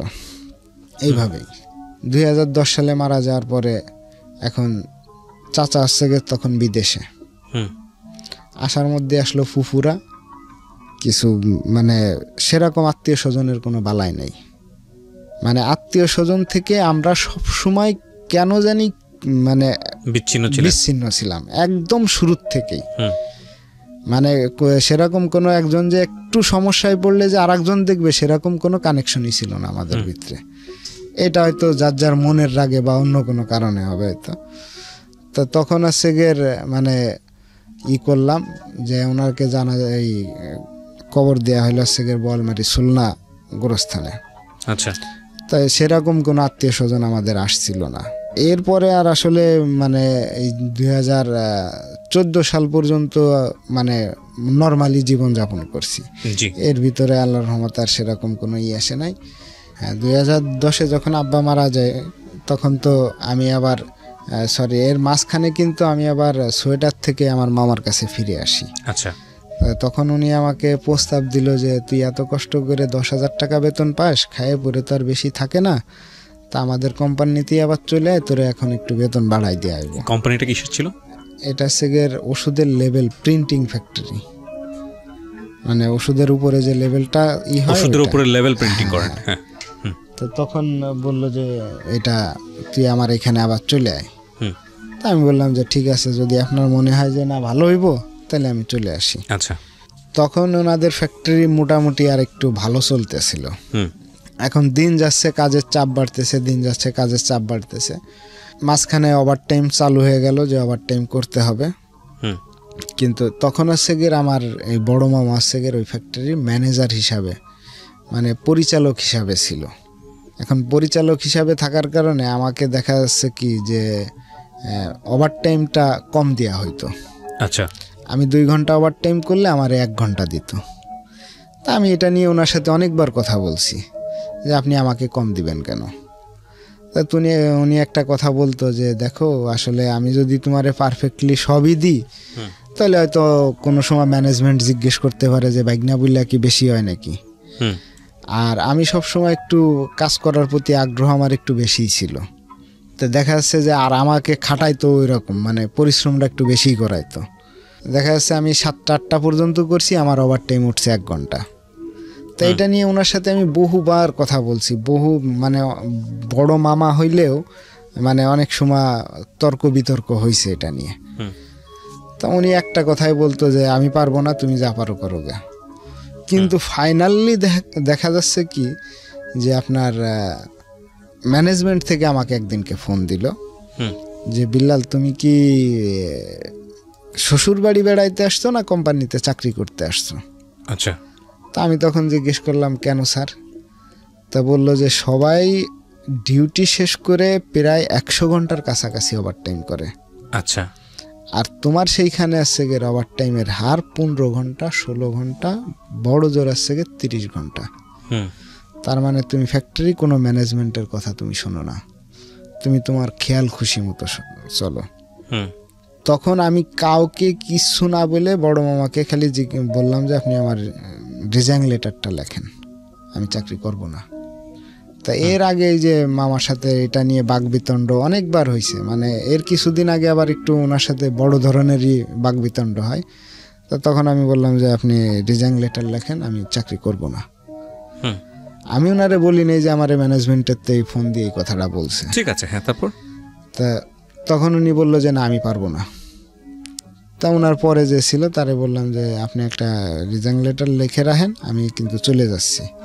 তা আমি সাথে সাথে তখনই বেরোয় গেলাম, কারণ আমার তো একসাথে সব দিকে মরার কোনো দরকার নাই। এদিক থেকে কাজ করব বেশি, ওদিক থেকে ম্যানেজমেন্ট আমাকে হেনস্থা করব। তো তখন আমি ওনার ফ্যাক্টরি থেকে চলে আসলাম, চলে এসে অন্য একটা ফ্যাক্টরিতে জয়েন্ট করলাম, মোটামুটি এইখান থেকে বেশি স্যালারিতে। ওকে।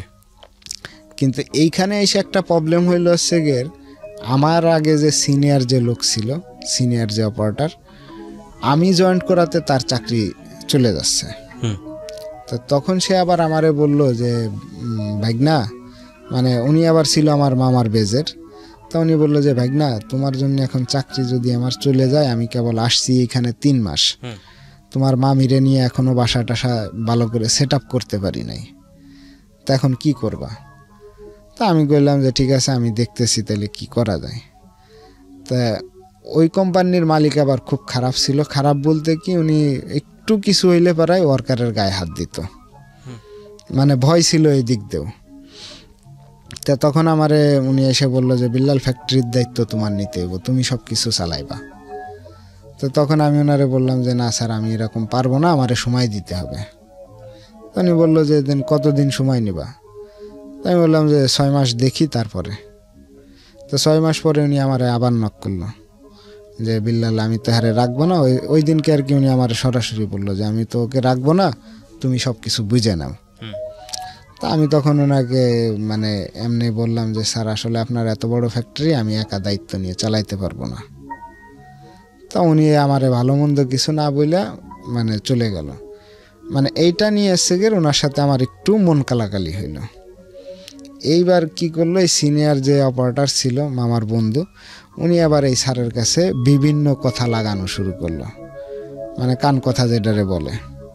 এক পর্যায়ে ওইখান থেকে আমার চাকরি যাওয়ার আগে আমি চাকরিটা ছেড়ে দিলাম। মানে আমি লাস্টে বুঝতে পারলাম যে হয়তো যে কোনো মুহূর্তে আমারে না করে দিতে পারে।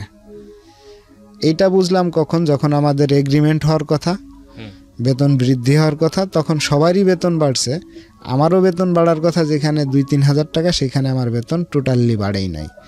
তখন আমি ভাবলাম যে তাহলে আমার চাকরি মনে হয় থাকবে না, তোর সাথে আমি আগেই চলে যাই।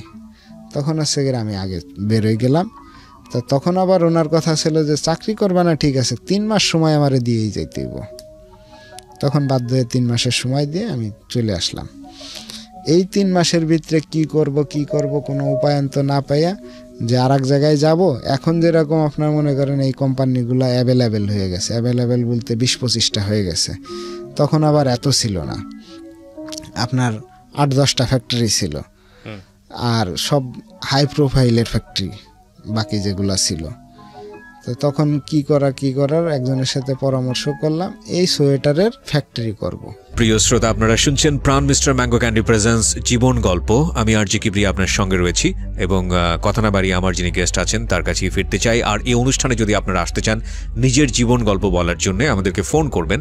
আমাদের ফোন নাম্বার হচ্ছে 09611 0994904904। আরও একবার বলছি 09611904 যেখানে আমরা ছিলাম। তারপর কি হলো? এই সোয়েটারের ফ্যাক্টরি করার জন্য নিয়ত করলাম। তখন হচ্ছে গিয়ে আমি অনলি 1 লাখ টাকা মূলধন নিয়ে ব্যবসায় নামলাম। 1 লাখ টাকা ব্যবসায় মূলধন নিয়ে নামার পরে যার সাথে আমার কথাবার্তা হইলো, মানে যারে দিয়ে এটা চালাবো বা যে এটা মেন চালাইবো, ওর স্যালারি হচ্ছে গিয়ে তখন 10,000 টাকা দিতে হবে। আচ্ছা, রাইট। এখন তখন কিন্তু এই যে মানে ব্যবসাটা যে করব এটা কিন্তু কারোর সাথে শেয়ার করিনি, জাস্ট যাকে নিয়ে করব সে আর আমি।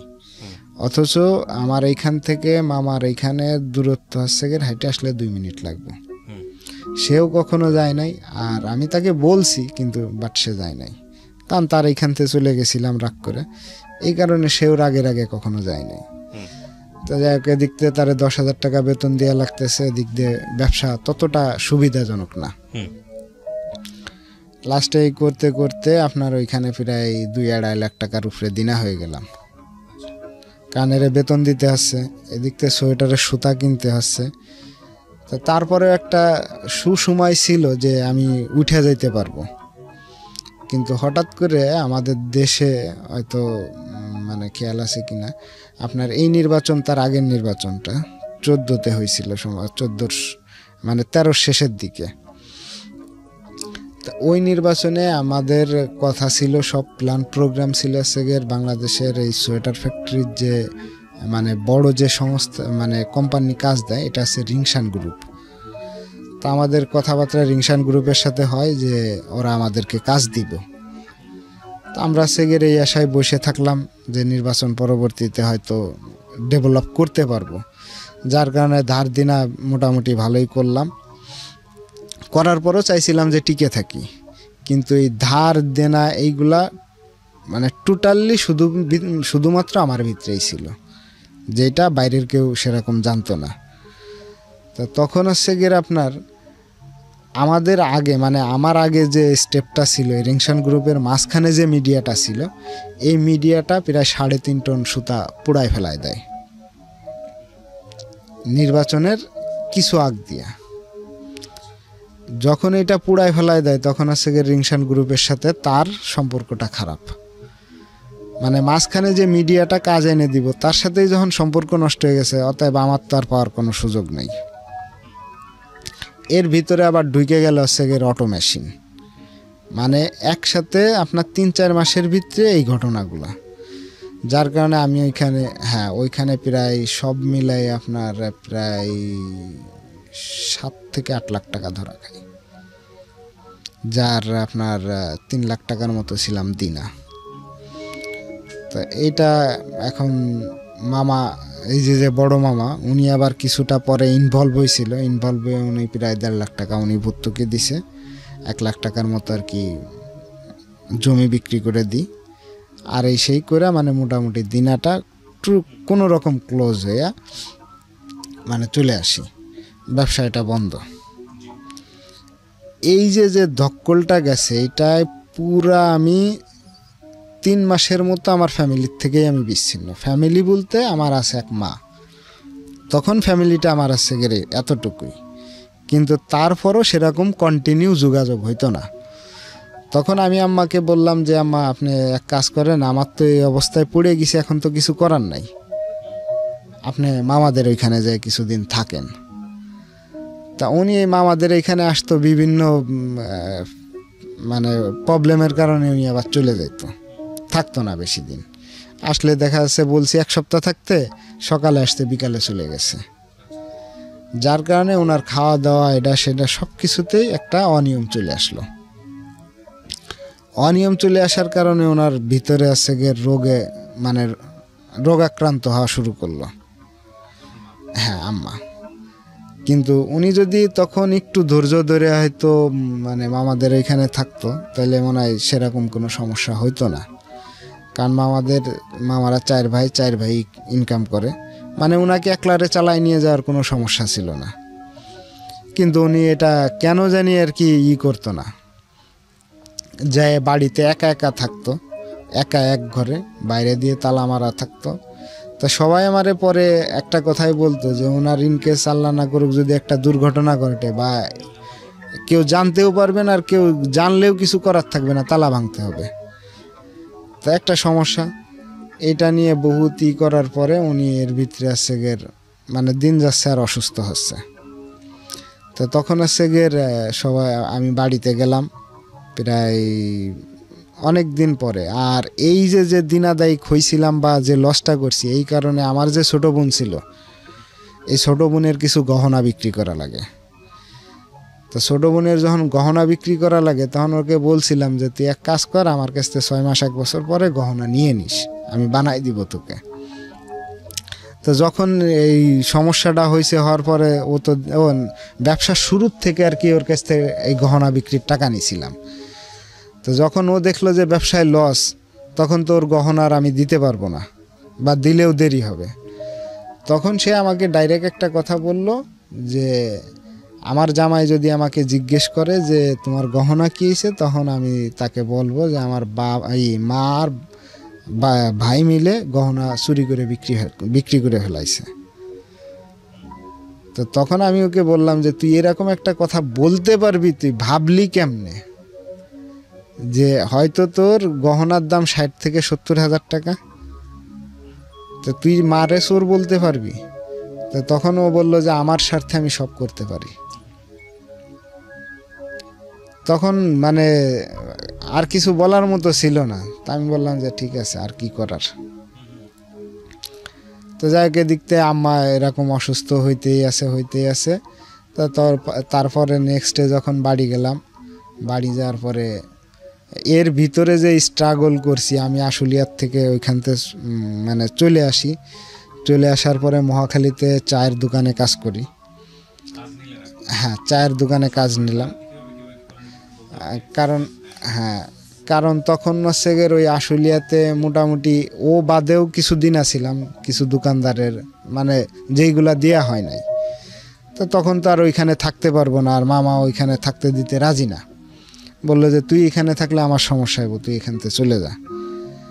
তখন কি করব আসলে এতটা মাথায় কাজ করে নেই, আর টেনশন থাকলে এবার তো জানেনি যে মাথায় একটু কমই কাজ করে। তো তখন এসে অনেক কি না করে রাস্তায় ঘুরছি কিছুদিন যে আসলে আমার কি করা উচিত। আর এসে ভাবছি যে যারা রোজে কাজ করে ওদের সাথে কাজ করব। তখন আবার শারীরিক অবস্থা এতটাও ভালো ছিল না যে আমি চাইলে এই কাজ করতে পারবো। কারণ দেখা যাচ্ছে 1 দিন 2 দিন শুধু পানি বা একটা রুটি খেয়া রইছি। তা শারীরিক অবস্থা ভালো না থাকার কারণে তখন কারোর কাছে রোজেও ঢুকতে পারি নাই। তারপরে যাক আমাদের এক পরিচিত এক চায়ের দোকানদার ছিল, ও বলল যে এক কাজ করো, আমি তো মাসখানিকের লেগে বাড়ি যাব, তা তুমি আমার চায়ের দোকানটা চালাও। তো এটা হচ্ছে মহাখালী ফ্লাইওভারের তলেই ফুটওভার ব্রিজের ওইখানে ওই চায়ের দোকানটা চালাইলাম 1 মাস। এখন ওই চায়ের দোকান চালাইতে যে দেখলাম কি যে আমার লাভের চাইতে লস। মানে হয়তো কিছু টাকা পাইতাম, কিন্তু এটাই কিছু বাকি আর নিজের খাওয়া খরচে চলে গেছে। ওইখানতে আবার কি করলাম, এক বন্ধুর সাথে কথা বলে এদের কোম্পানিতে সিকিউরিটি গার্ডের চাকরি নিলাম। ওইখানে 6,000 টাকা বেতনের চাকরি নিলাম। 6,000 টাকা বেতনের চাকরি নিলে এখন যেহেতু বন্ধুবান্ধব সবই এক জায়গায়, মানে তখন ওই জায়গায় আবার 4-5 জন বন্ধুবান্ধব হয়ে গেলাম। এখন সময় পাস করার জন্য কারণ কাজ নাই, মানে এটা হচ্ছে ডেভেলপার সাইট, তো সেরকম কোনো কাজই নাই। তা কাজ না থাকার কারণে দেখা যাচ্ছে 4 জন এক জায়গা হইলেই পাড়ায় বসতাম তাস খেলতে। এই তাসটা খেলা হচ্ছে আপনার বেসিক্যালি মানে কিভাবে নেবেন জানি না, 6,000 টাকা বেতন পেলে দেখা যাচ্ছে এই তাস খেলার পিছে 2-3 হাজার টাকা খরচ হয়ে যেত। মানে জুয়া না হইলেও জুয়ার মতো। দেখা যাচ্ছে যে আমরা 29 খেলতাম, বা জুয়ার মতো বলতে আসলে কি মানে বড় না হইলে পরে এটা জুয়াই বলা যায়, কারণ আমার সামর্থ্যের ভিতরে এটাই জুয়া ছিল। আচ্ছা আচ্ছা, কারণ আমি টাকা দিয়ে বাজি ধরতেন নাকি কোনো কিছু কিনে? টাকা দিয়ে। এখন খাওয়া খরচ দিলে পরে আমি আর আম্মারে সেরকম টাকা পাঠাইতে পারতাম না, আর আম্মাও এর আগে আমার সাথে সেরকম যোগাযোগও করতো না, আর আমার ফোনও তখন আর ছিল না। তা আম্মা এই যে একবার মামাদের বাড়ি আসে, আবার যায়, কিন্তু উনি খাওয়া দাওয়া করতো না ঠিক মতো। আচ্ছা, এটা তো আর কেউ দেখাইতো না আর কাউরে করতো না, মানে মনে মনে আমাদের এটাই এসে গের মনে মনে। তো যাক, পরে উনি অসুস্থ হইলো, পরে আমি বাড়ি গেলাম, বাড়ি গেলে এবার আমারে বললো যে তুমি এক কাজ করো, আমি বিয়ে শাদি করো। তো তখন আমি বললাম যে আমার তো শুরুর থেকে আমি আপনাকে বলে এসছি যে আমি আর জীবনে আর কিছু যেমন তেমন বিয়েটা অন্তত আপনার পছন্দ মতো করতে চাই, কারণ যেহেতু থাকবেন আপনি আর সে, অতএব আপনার পছন্দ মতো আনলে পারাই সবচেয়ে বেটার। সেটা বাবাকে বললেন? না, মাকে। মাকে বললেন? বাবা তো মারাই গেছে। হ্যাঁ, বাবা তো মারা গেছে 2010 সালে। তখন আমাকে বললাম যে আপনার যদি পছন্দ হয় কোনো মেয়েকে আপনি নিয়ে আসেন, আমি বিয়ে করতে রাজি, তাতে কানা খুড়া বুবা আমার দেখার সময় নেই। আপনার সুবিধার্থে বিয়ে করব, আপনি যেটা পছন্দ করবেন সেটাই। তা অনেকে বলতো যে তুমি ঢাকার থেকে একটা বিয়ে করে নিয়ে আসো। আমি তাদেরকে স্ট্রেটলি বলছি যে না, হয়তো সে আমার ওয়াইফ হবে, সব কিছু আমার মানে তার উপরে আমার অধিকার থাকবে বা আমার উপরে তার অধিকার থাকবে, সবই ঠিক আছে, কিন্তু আমি মার পছন্দ ছাড়া আমি বিয়ে করতাম না। আচ্ছা, এটা সেখানে আমার শুরুর থেকেই কথা ছিল এটা। তো যাই হোক, আপনার 2014 শেষের দিকে এসে সেখানে আমার বিয়ে করাইলো ওনার পছন্দ মতোই। কিন্তু যখন বিয়ে করায় তখন হচ্ছে গিয়ে আমি মানে অর্থনৈতিক অবস্থা তো ভালো না। তো ছোট বোনে 10,000 টাকা দিছিল বিয়ে করার জন্য। জি, আমার পকেট ফাঁকা। 10,000 টাকা দিলে তখন আমি আবার মার কাছ থেকে অন্য লোকের মাধ্যমে 5,000 টাকা নিই, যেটা ধার হিসাবে। তো এই ধারের টাকাটা আর মারে ফেরত দিতে পারি নাই। আচ্ছা, মানে এই টাকাটা আমি ওনারে বলছিলাম যে মা আমার 5,000 টাকা লাগবো, তুমি আমারে দাও, বিয়ে দরকার 2 মাস পরে করাও। তো তখন আম্মা বলছিল যে না, তোমার আর আমি 5টা পয়সাও দেব না। আচ্ছা, কারণ তুমি আমারে বহুতই করিছো, এখন এই টাকাটা দিছে তোমার ছোট বোনে তোমারে বিয়ে করানোর জন্য। কত টাকা? 10,000 টাকা। 10,000 টাকা। আচ্ছা, ওইখান থেকে এখন আমি চাওয়ার পরে যখন দিল না, তখন আমি আবার মানে অন্য লোকের মাধ্যমে ওইখান থেকে 4,000 টাকা নিয়ে আই। তো 4,000 টাকা নিয়ে এলে পরে কয়েকটা মেয়ে দেখলো, মানে হয় না, মেলে না, মানে যে কোনো কারণবশত মেলে না। তো তখন আমি আম্মারে বললাম যে তাহলে এক কাজ করো, যে কয়েক মাস পরে করো। এর ভিতরে আবার আমার একটা চাকরির কথা হইলো। জি। তো তখন আম্মা কইলো যে না, তোমার বিয়ে আমি এইবারই করাবো। তা আমাদের এলাকার মানে ওনাকে ছোট করে বলা ঠিক হবে না, আমার শ্বশুর যিনি মানে মোটামুটি দারিদ্রতার ভিতরে আছে। ওনার ভিটে বাড়ি সেরকম বলতে নাই, ওনার মানে আমার শ্বশুরের ভিটা বাড়ি নাই, আবার উনি নিজেও ইনকাম করে না। আচ্ছা, তো এরকম একটা পরিবার দেখে আপনার বিয়ে করা। আমার বিয়ের দিনে আমাকে আম্মা বাজার করতে দিল অনলি 1,000 টাকা। ওকে, বললো যে এটা দিয়ে বাজার করে নিয়ে আসো। বাজার বলতে আমার নিজের পোশাক, মানে তখন আমার এরকম অবস্থা যে মানে কোনো কিছুই নাই। তো তখন হচ্ছে গিয়ে 1,000 টাকা দিল, যে 400 টাকা দিয়ে একটা প্যান্ট কিনলাম আর 300 টাকা দিয়ে একটা শার্ট কিনলাম। আচ্ছা, থাকলো আছে আর 300 টাকা। এখন পায়ে তো জুতা নাই, তো জুতা কিনলাম আছে 200 টাকা দিয়ে, 100 টাকা যাতায়াত খরচ শেষ, আর কোনো টাকা নাই। বিয়ের দিনে গেলাম, এরা সব কিছু আগের থেকেই কথাবার্তা বলে রাখছে যে এইভাবে করবো, যে বিয়ের যে আনন্দ বা এটা তো আর হইলই না। কিন্তু আমি বিয়ে যে সময় করতে যাব তার মানে 10 মিনিট আগেও আমি জানতাম না যে কোন বাড়ি কার সাথে, মানে কোন বাড়িতে বিয়ে আছে। মেয়েকে দেখছিলাম, কিন্তু কোন বাড়িতে বিয়ে আছে এটা আমি আগেও জানতাম না। আচ্ছা, জামাই সেজে গেছি তখনই আসছে গিয়ে আমি জানলাম যে আমার এই বাড়িতে বিয়ে আছে। যাক, মোটামুটি বিয়ে শাদি করে নিয়ে আসলাম। বিয়ে করে আসার পরে এখন সব কিছু শেষ, এখন আমার আর কিছু বলেও না, কেউ কিছু করেও না। তো তখন আমি আম্মারে জিজ্ঞেস করলাম যে আম্মা, বাসর রাত্রে শুনছি যে আপনার কাবিনের টাকা যে কোনো কায়দায় মাফ করাইতে হয়, নাইলে নাকি এটা হালাল হবে না। আচ্ছা, তো এখন আমি কি করব? আমার কাছে তো চাইলে না পয়সাও নাই বা অন্য কোনো কিছু নাই।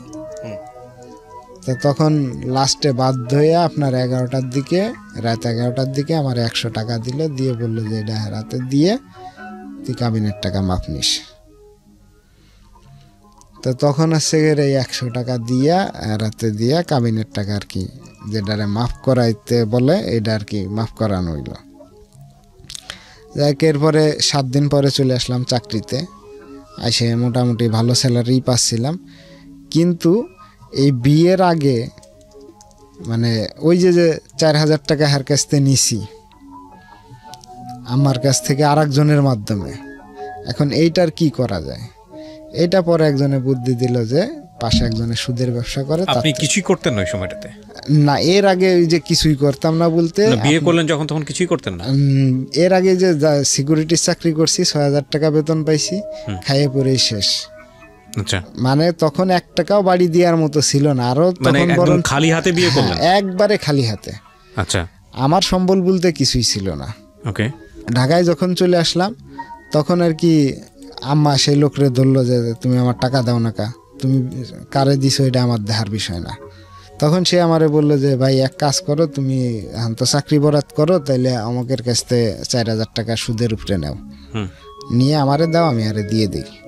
তো তখন আমি কি করলাম যে ঠিক আছে আমি সামনের মাসে এসে দিচ্ছি। আচ্ছা, যেহেতু নতুন বিয়ে করছি পরের মাসে গেছি, যে 4000 টাকা সুদের উপরে নিলাম। আচ্ছা, এই হচ্ছে গিয়ে আমার লাইফে ফার্স্ট সুদের কারবার।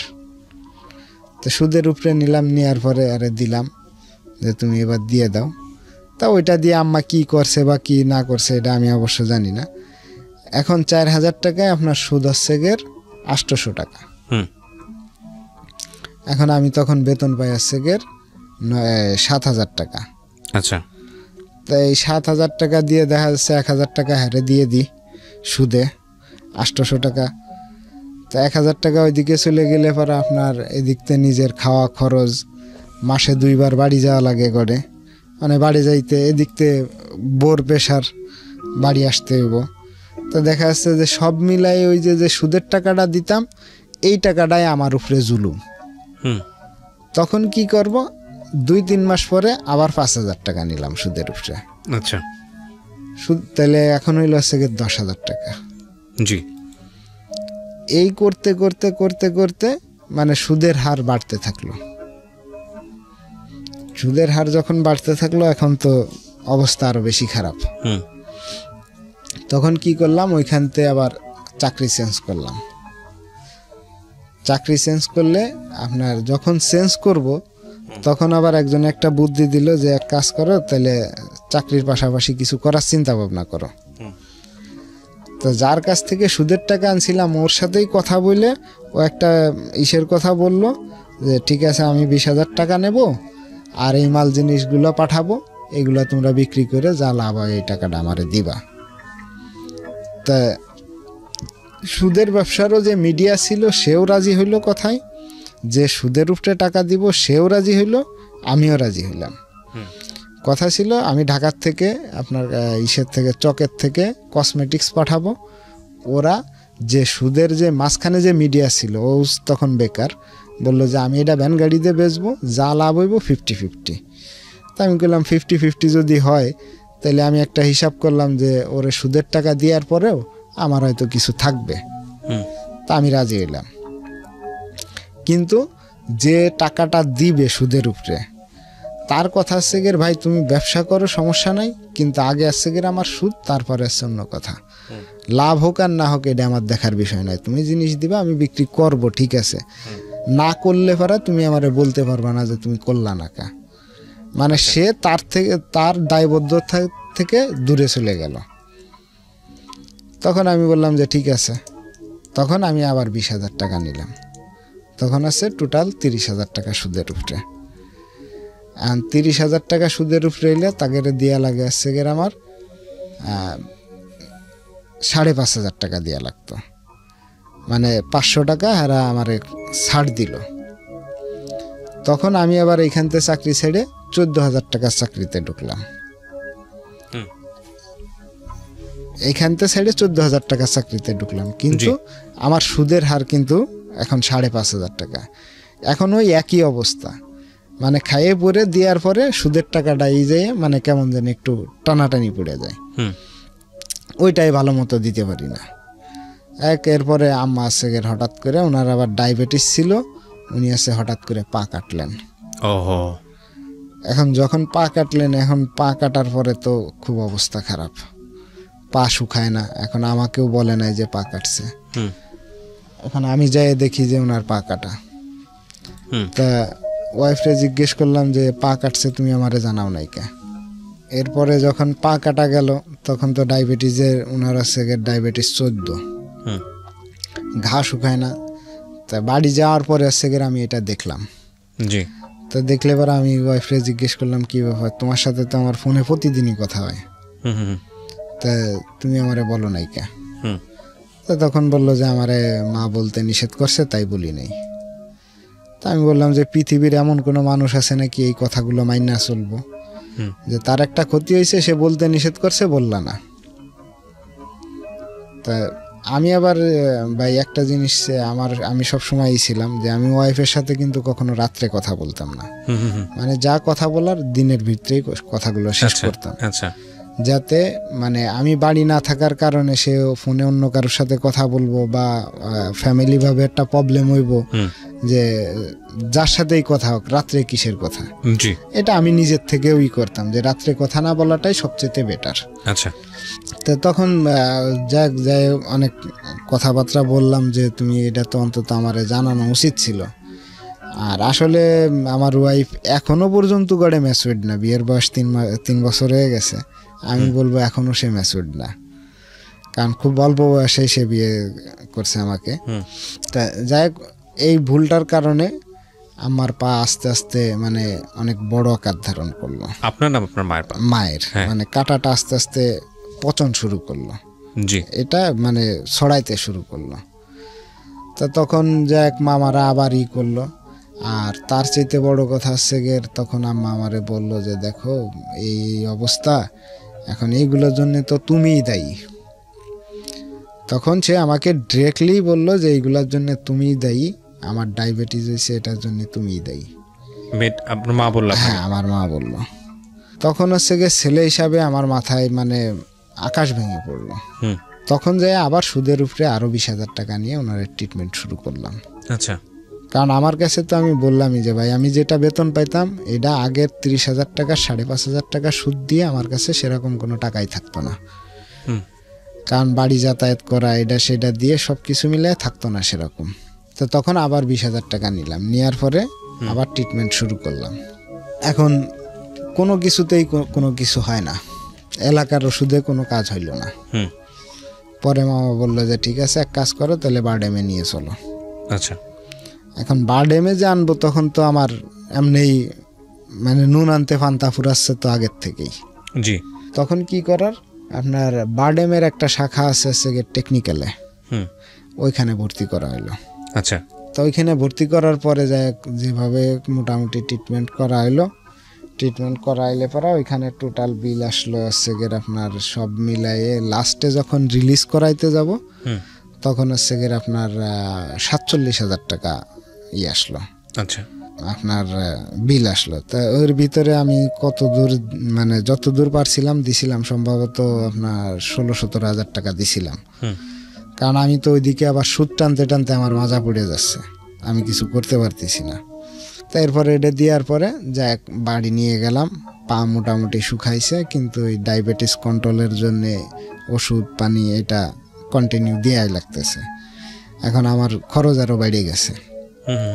এখন খরচ বেড়ে গেলে পরেও আমি আগে পিছের কোনো চিন্তা না করে আমি সবসময় চেষ্টা করছি তার চাহিদাটা আগে পূরণ করতে। হ্যাঁ, মা। তো যাকের ভিতরে আপনার আবার শুরু হইলো অন্য সমস্যা, যেরকম আজকে শরীর ব্যথা, কালকে মাথা ব্যথা, যেগুলো প্রচন্ড আকার ধারণ করত। পরশুদিন জ্বর, মানে একটার পর একটা সিরিয়াল দিয়ে মানে অসুস্থ, মানে মনে হচ্ছে যে কিভাবে বলবো, মানে একটা শেষ হচ্ছে আর একটা আসতেছে। তো তখন আম্মা আমারে বললো যে এখন কি করবো, আমি তো এইভাবে আর থাকতে পারতেছি না, তোমরা পাও চিকিৎসা করছো ঠিক আছে, কিন্তু এখন আমি কি করব, আমার তো আর মানে কোনো কিছুই হয় না। আর এই কাটার পরে যে ওনার পাও ফুল ছিল, এই ফুলাটা কিন্তু তখনও কমে নাই, মানে কাটার সারার পরে ওনার পাটা আর কি ফুলা ছিল, হ্যাঁ। মাংস পেশি। তো এইটা তো আর আসলে চিকিৎসা ক্ষেত্রে আমরা অতটা মানে যারা না বুঝে তারা কিন্তু এই প্রবলেমগুলোতে বেশি পড়ে। জি।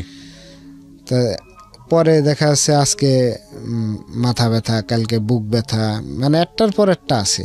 আর এদিক থেকে বউ অশান্তি শুরু করা ধরছে যে বাড়ি আম্মা এইটা করে এইটা করে, আমার ভাল লাগে না, থাকি দুইজনে, এই চিৎকার চেঁচামেচি করতেছে মাঝে মধ্যে, এখন কি করার। তা তখন আবার ওনারে নিয়ে আসলাম ঢাকাতে, আচ্ছা, ট্রিটমেন্ট করার জন্য। তো যখন ঢাকাতে ট্রিটমেন্ট করার জন্য আনবো তখন উনি আমাকে একটা কথা বলল যে পকেটে যদি টাকা না থাকে তাহলে আমারে ঢাকায় নিয়ে না। যদি টাকা পকেটে যদি টাকা না থাকে তাহলে আমারে ঢাকা নিয়ে না। আচ্ছা আচ্ছা। তা আমি বললাম যে টাকা আছে। বললো যে টাকা আছে মুখ দিয়ে বললে হবে না, আমারে দেখাইতে হবে। এখন তখন কিবরিয়া ভাই আমার কাছে সম্ভবত 1002 টাকার মতো ছিল। তবে মাকে ঢাকায় নিয়ে কি করবেন? ওনারে ট্রিটমেন্ট করতে হবে। আচ্ছা। কারণ ওনারও যে বললাম না যে একটা সমস্যা শেষ হচ্ছে আর একটা আসতেছে, এটা কারণ ডায়াবেটিসটা কন্ট্রোলে ছিল না, যেটা মনে হয়। হ্যাঁ, ডায়াবেটিসটা কন্ট্রোলে থাকা আর না থাকা এটা সেগের আসলে ওই সময় মিন করি নাই। ওই সময় ডায়াবেটিস কন্ট্রোলে ছিল, সমস্যা ছিল অন্য জায়গাতে। আচ্ছা, তারপর তো তখন আমারে বলল যে বাবা যদি টাকা না থাকে তাহলে আমারে ঢাকা নিয়ে না, কারণ আমি ভাই গেরে আর কোনো প্রেশার দিতে চাই না। আচ্ছা। কারণ ওনার ভাইরা প্রেশারে পড়ছে, এক আব্বা মারা যাওয়ার আগে যখন ওই যে লোহাগাড়ার থেকে বাড়ি যাওয়ার আগে ওইখানে 3 মাস ছিল, এই একটা ভাইদের উপরে প্রেশার পড়ছে। আমি ব্যবসায় লস করার পরে 1.5 লাখ টাকার মতো তারা দিছে এই একটা প্রেশারে। আবার এই পা কাটাতে আপনার, জি বুঝতে পেরেছি। হ্যাঁ, তারপর তা উনি বললো যে আমি আর ভাইদের প্রেশার দিতে চাই না। তা আমি বললাম যে তাহলে আমারে কি করতে হবে? কয় তুমি যদি আমারে টাকা দাও তাহলে আমি যাব, নাহলে যাব না।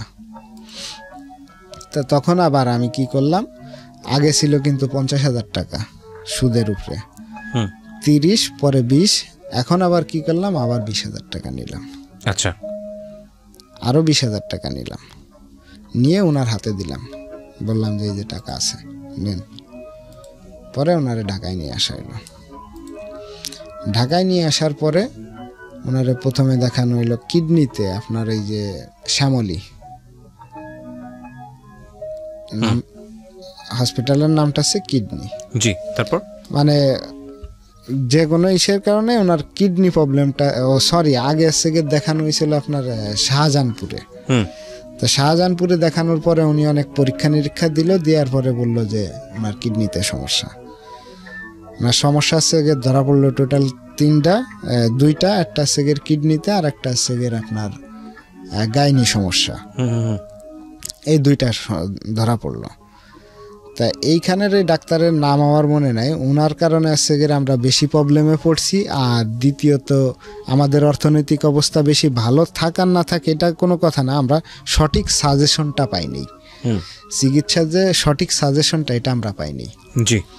তা উনি আমাদেরকে বারবার তাগিদ দিল যে আপনাদের কিছু করা লাগবে না, আপনারা গাইনি অপারেশনটা আগে করান। আচ্ছা। তা তখন যাক এটা করার জন্য প্রিপারেশন চলতে থাকলো, পরীক্ষা নিরীক্ষা মোটামুটি জায়গ দিল। সব কিছু করার পরে ওনারা সেগের এখন কিডনির সমস্যাটা বেশি। মানে পরে যখন দ্বিতীয়বার আপনার ঢাকায় আনা হইলো, ওনারা এখান থেকে দেখানোর পরে ঢাকায় বাড়িতে নিয়ে যাওয়া হয়, কিন্তু বাড়িতে নিয়ে যাওয়ার পরে কোনো ওষুধে কোনো কাজ না হওয়ার কারণে আবার ঢাকাতে আনা হয়, তখন আর সেগের কিডনিতে দেখানো হয়।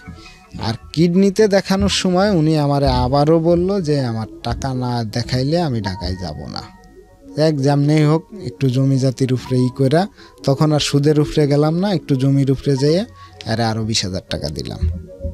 20,000 টাকা দেওয়ার পরে আর আসলাম কিডনিতে ডাক্তার দেখাইলাম। ডাক্তার দেখানোর পরে যাই মোটামুটি ওষুধ টষুধ দিল, এটা নিয়ে গেলাম বাড়িতে।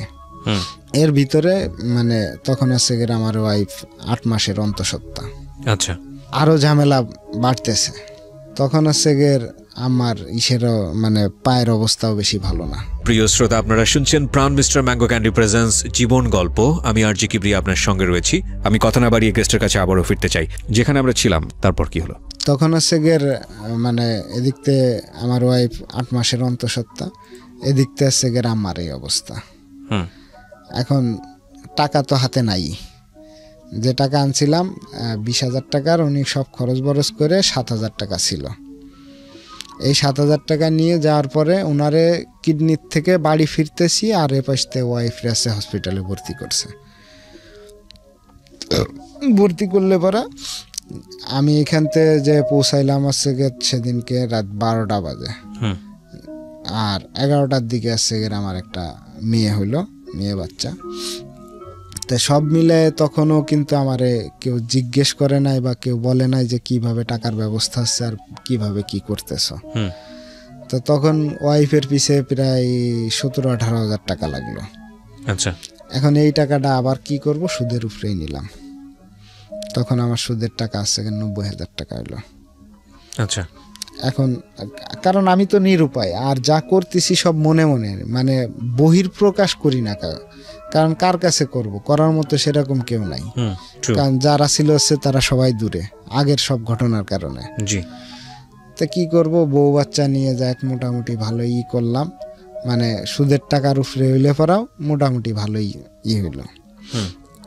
কিন্তু লাস্টে আমার মেয়ের বয়স যখন 25 দিন, তখন 15 দিন, তখন হচ্ছে আমার মায়ের অবস্থা একেবারেই খারাপ। এদিক থেকে বউ তো আর বাড়িতে এসে থাকতে পারবে না, মানে এই অসুস্থ রোগীর নিয়ে থাকতে পারবে না। তখন আমি বউরে কইলাম যে তাহলে তুমি এক কাজ করো, কিছুদিন বাপের বাড়ি থাকো, আর আম্মারে তাহলে কি করা যায় মামাদের এখানে পাঠাই দেই। তো তখন আম্মারে পাঠাই দিলাম মামাদের বাড়ি। মামাদের বাড়ি পাঠাই দিলে ওই যে প্রবলেম একটাই, মানে উনিও মানবতা চিন্তা করতে যে একজনের পানি খাইতে হইব, একজনের কাছে পানি চাইবো, তার যদি কষ্ট হয় এই কারণে তার কাছে পানিও চাইতো না, কিন্তু এই কষ্টগুলো আবার মনে মনে রাখতো। আপনার মা? হ্যাঁ, কিছুটা আপনি আপনার মায়ের ধাঁচ পেয়েছেন। ওকে, মানে যা আছে, যাদের যা প্রবলেম হোক নিজেদের মনে মনে। এইভাবে চলতে চলতে হঠাৎ করে আমি চিন্তা ভাবনা করলাম যে মানে আমি আসলে এই রোগ শোকে যে বললাম না যে সব কিছুর থেকে আমারে অ্যাভয়েড রাখছে, আমি এই সম্পর্কে এত জানি না। পরে একজনের সাথে কথা বলতে বলতে বললো যে ডায়ালিসিস করলে যাক মোটামুটি ভালো হবে। তো এখন আমার ঘাড়ে কিন্তু 90,000 টাকা সুদের উপরে রয়েছে। তারপরেও আমি বলছি যে আমার স্থাবর অস্থাবর যা আছে সব বেচে আমি যদি 1 মাস পারি এই 1 মাসই ডায়ালিসিস করে রাখবো, কিন্তু তারপরে আমি ডায়ালিসিস করব। তো এখন মামারা আসলে কোনো দিকে আর আগাচ্ছে না, কারণ আগাইলেই তো টাকা লাগবে। জি। তারাও আর এখন কোনো মানে করতেছে না, তারা নর্মালি যে যতদিন থাকে এখন কিছু করার নাই। আমি আজকে শুক্রবারে বাড়িতে যাওয়ার কথা, যে শুক্রবারে যাই ডায়ালিসিস করব। হঠাৎ করে বৃহস্পতিবারে আমার ফোন দিল যে তোমার আম্মা মারা গেছে। এটা হচ্ছে 5 তারিখে, কিন্তু আমি আজকে 3 তারিখে এসে নতুন একটা কোম্পানিতে জয়েন করি। এখন পুরন কোম্পানির থেকেও বেতন পাই নাই, নতুন কোম্পানিতে তো কেবল আসছি। তা তারপরেও আমি 2 কোম্পানিতেই আগের থেকেই বলছিলাম যে স্যার আমার আম্মা অসুস্থ, আমার টাকা লাগবে, আপনারা টাকা দিয়েন।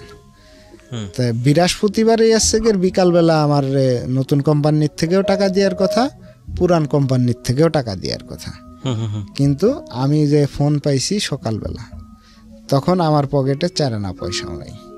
তো তখন আমি স্যাররে ফোন দিলাম, মানে নতুন কোম্পানির স্যাররে ফোন দিলাম যে স্যার এই ব্যাপার। কারণ আসলে বাস্তবতাটা আছে এইটাই যে দুর্ঘটনার খবর কিন্তু বলা লাগে না, অনেক সময় বোঝা যায়। আমাকে বাড়িতে ডিরেক্টলি বলে নাই, কিন্তু তারপরেও আমি ফিল করছি। তো আমি বললাম যে স্যার আমার যাইতেই হবে, এখন কিছু করার না, আমার টাকা লাগবে। উনি বললো যে টাকা তো একটু দেরি হবে দিতে। তা আমি বললাম যে দেরি হোক আর না হোক এটা আমি জানি না, কিন্তু আমার কিছু টাকা হইলে পরাও আগে দেন, 500-700 টাকা হইলেও দেন। এখন আমি তো ওনারে সরাসরি বলতে পারতেছি না যে মারা গেছে, কারণ যেহেতু আমি নিজেই কনফার্ম না যে মারা গেছে কিনা। এখন আল্লাহ না করুক যতই ফিল হোক, আপনার কিন্তু এটা অ্যাডভান্সলি বলা আমার মনে হয় না যে ঠিক হবে। তা আমি ওনারে বললাম যে উনি খুব অসুস্থ, আমার যাইতেই হবে। তা উনি বললো যে দেরি হবে। এবার আমি যে পৌঁছালাম, পৌঁছানোর পরে সবাইরে জিজ্ঞেস করলাম যে সবাইরে কি বলা হয়েছে নাকি। মামাদেরকে বললাম যে সবাইরে বলা হয়েছে। তা মামা বললো যে হ্যাঁ সবাইরেই বলা হয়েছে। তাই সবাইরে বলা হইলে পরে তাহলে কই কেউই তো আসলো না। হুম টোটালি যে আমার বাপের মানে আব্বুর সাইডের যে আত্মীয় স্বজন হুম এরা কেউ যায় নাই। এখন এইটা দেখার কারণে আমার নানি বলল যে লাশ আমরা তোমাদের ওইদিকে দেব না, আমার মেয়ে আমার এলাকায় থাকবে। হুম তা আমি তখন বললাম যে দেখেন আর কিছু যেমন তেমন অন্তত লাশটা ওইদিকে থাকলে আব্বার কবরের পাশাপাশি দিলে পরেও তো একটা ভালোই হইব, গোরস্থানে হোক সমস্যা নাই। কয়েন আমি দেব না এদিকে, মানে সে আমাকে এরকম ডিরেক্টলি বলে নাই, কিন্তু ঘুরায় ফিরায় আমাকে খালি একটা কথাই বলতেছে যে না ওইদিকে দেওয়া হবে না, মানে বিভিন্ন অজুহাত দেখায়। তা আমি বললাম ওকে ফাইন, এখন কি করার, কারণ আমার যেহেতু ব্যাকআপ কেউ আসে না, আত্মীয় স্বজন কেউ যখন আসে নাই সবই তাদের আত্মীয় স্বজন, তখন তো এই জায়গায় আমার আর কিছু বলা চলে না। আমার চাচা তখন বাড়িতে, চাচা আসে নাই, চাচি আসে নাই, মানে আদারওয়াইজ কেউই আসে নাই আমার বাপের ওই সাইডের থেকে, আব্বুর আত্মীয় স্বজন।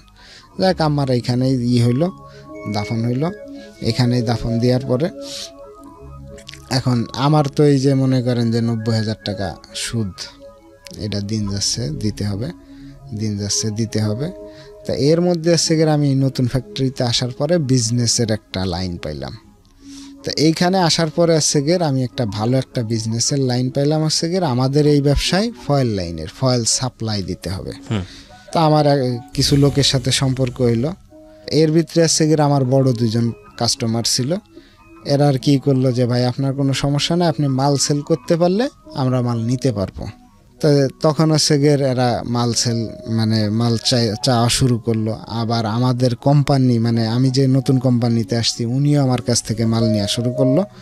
এটা হচ্ছে আনপ্রিন্টেড, মানে সাদা ফয়েলটা, এটাই কোনো লেখা থাকে না। আচ্ছা, তা এটা করার সময় এদিক থেকে মোটামুটি ভালো প্রফিট পাওয়ার কারণে ওদিক থেকে সুদের টাকা ভালোভাবেই দিচ্ছি, আবার এদিক থেকে মানে নিজেও একটু স্বাচ্ছন্দ্যে চলতেছি। কিন্তু এই ব্যাকআপটা নিয়েছিলাম আমার এক পরিচিত ভাইয়ের কাছ থেকে। ওনার কাছ থেকে প্রথমে 40,000 টাকা নিয়ে এটা শুরু করি। এখন দেখি যে মোটামুটি ভালো প্রফিট হয়, তখন আমি আবার কি করলাম, আর একজনের কাছ থেকে 1 লাখ টাকা সুদের উপরে নিলাম। আচ্ছা, এর হচ্ছে মাসে 10,000 টাকা। এখন সব মিলায় কিন্তু খুব ভালো চলতেছি, মানে সবাইরে সুদের টাকা দেওয়ার পরেও মোটামুটি যথেষ্ট ভালো চলতেছি। আবার এদিক থেকে তখন আমার স্যালারি হচ্ছে এই ফ্যাক্টরিতে 18,000 টাকা। আচ্ছা, মানে সব ওভারঅল সব মিলায় খুব সুখে আছি। এর ভিতরে আপনার আমার বড় যে 2 পার্টি, এই 2 পার্টি আবার আমার একটা নতুন অফার দিল। ওকে, নতুন অফার দিল, এটা হচ্ছে কি ডুপ্লিকেট যে ওষুধগুলা তৈরি করে, এই ওষুধের প্রিন্ট করা হচ্ছে খুব ঝামেলা। আচ্ছা, মানে লেখা যেটা প্রিন্ট হবে এইটা হচ্ছে সবচেয়ে বড় ঝামেলার। তা এইটা আমি যদি ওনাকে করে দিই ওনারা ভালো প্রফিট দিব। তা আমি কি জানি মানে অতটা না করে আমি কইছি যে ঠিক আছে আমি দেখি, চিন্তা ভাবনা করে দেখি। তো এক পর্যায়ে যাই আমি এদের কথায় রাজি হইলাম। আমি কিন্তু ওদেরকে আগে যে মানে সাদা ফয়েলটা দিছি, ওরা কিন্তু নিয়ে এটা প্রিন্ট করাইয়ে ওদের এই ডুপ্লিকেট কাজে ইউজ করছে। আমার কোম্পানিতে যেটা দিছি এইটা বাদে, মানে বাইরের যে বড় 2টা পার্টি ছিল এদের যে মাল দিছি, এরা কিন্তু এটা নিয়ে এই ডুপ্লিকেট কাজে ইউজ করছে। কিন্তু সেটা তো আর আমি জানতাম না। কিন্তু আমারে যখন লাস্টে এটা বললো, আমি বললাম যে ঠিক আছে, দেন আমি চেষ্টা করব। তো তখন হচ্ছে আমি পেন্টোনিক্স 40 পাইলাম হচ্ছে 150 কেজির অর্ডার। স্কোয়ারের না, এটা হচ্ছে ইনসেপ্টার। পেন্টোনিক্স 40, এটা হচ্ছে 150 কেজির অর্ডার, নকল ওষুধ বানানো। হ্যাঁ, নকল ওষুধ বানানোর যেটাই। আর সেকলো পাইলাম হচ্ছে 200 কেজির অর্ডার। সেকলো তো স্কোয়ারের? হ্যাঁ, সেকলো হচ্ছে স্কোয়ারের। কত? 200 কেজি? 200 কেজি। আচ্ছা, এই হচ্ছে টোটাল হচ্ছে 350 কেজি। একটার রেট আছে 1100 টাকা, একটার রেট আছে 1200 টাকা। যেটার আছে আমরা নর্মালি রেট পাই আছে 650-700। তার মানে আমার প্রফিটটা অনেক। এখন এই চিন্তা ভাবনা করে আমি বললাম যে ঠিক আছে আমি রাজি। সাথে আবার আরেক পার্টের আছে, এটার পিছন সাইডে যে শক্তটা থাকে ওইটার অর্ডার দিল হচ্ছে 1 টন। আচ্ছা, তা আমি বললাম যে ভাই তাহলে টাকা পয়সা, তা ওরা আমারে বললো যে ভাই আমরা টাকা পয়সা ঠিকই দেব, কিন্তু একটু লেটে দেব, আপনি মালগুলা কমপ্লিট করেন আমরা টাকা দেব। এখন আমি ওনাদের উপরে বিশ্বস্ত ছিলাম এই কারণে যে কারণ ওনারা এর আগে আমার কাছে 1 লাখ 1.5 লাখ টাকা ফালাই রাখছে, আচ্ছা কিছু টাকা মানে আমার কাছে দিয়ে রাখছে, আমার মাল নিছে 2-3 দিন পরে টাকাটা আগেই পাঠাই দিছে। তা আমি তখন দেখলাম যে না, যদি করি তাহলে মনে হয় কোনো সমস্যা হবে না। তখন আমি হচ্ছে কইলাম যে ঠিক আছে ভাই, আমি করে দিব। তা আমি আবার এটা যেহেতু আমার অনেক দিনের অভিজ্ঞতা, আমি আবার এটা একটু সিস্টেম করে আমি মালগুলা করাইলাম। টোটাল করাইলাম হচ্ছে 360 কেজির মতো। আচ্ছা, এখন 360 কেজি মাল যখন করাই ফেলাইছি, আর এ পাশে বটম ফয়েল করাইছি হচ্ছে 500 কেজির মতো। আচ্ছা, এখন এই পার্টিগুলো আমার ব্ল্যাকমেল করা শুরু করলো। ব্ল্যাকমেল করা শুরু করলো বলতে? কারণ ব্ল্যাকমেল করা শুরু করলো, আপনি হয়তো জানবেন যে ওষুধ প্রশাসন কিন্তু খুব কড়া। ওষুধ প্রশাসন এতটাই কড়া, এটার যদি মামলা খান আপনি 2-4-5 লাখ টাকা না, 2-4-5 কোটি টাকা দিয়েও এটার সমাধান করা সম্ভব না করে। কারণ এটার জের এত দূর টানা লাগে। তা তখন হচ্ছে এরা প্রশাসনিকভাবে বা নিজেদের ইসের খুব অপব্যবহার করা শুরু করলো আমার উপরে। কিরকম? মানে ভাই আপনার মালটা দিতেই হবে, আমি টাকা 10 মাস পরে দিই বা 10 বছর পরে দিই, সমস্যা নাই। আর মাল আপনি ঘরে রাখলে আপনি কত টাকার অর্ডার ছিল এটা সব মিলায়? এইটা সব মিলে আছে 8 লাখ টাকার। মানে এই টাকাটা, এই কাজটা করে দিলে আপনি 8 লাখ টাকা পাবেন? হ্যাঁ, 8 লাখ টাকা। এটা আছে 8 লাখ টাকা আমার শুধু খরচই হবে। আচ্ছা, আপনাকে দিবে কত ওরা? আমার টোটাল দিবে ওরা আছে 13 থেকে 13.5 লাখ টাকা। আচ্ছা, বিশাল অফার আপনার। হ্যাঁ, বিশাল অফার। মানে প্রফিট আমি প্রায় 6 লাখ টাকার মতো প্রফিট হবে আমার। কয়দিন লাগবে কাজটা করে দিতে? সব মিলায় আপনার 5 থেকে 6 দিন। তার মানে বুঝতে পারছেন যে 5 থেকে 6 দিনে ওনার লাভ আসবে প্রায় 6 লক্ষ টাকার মতো।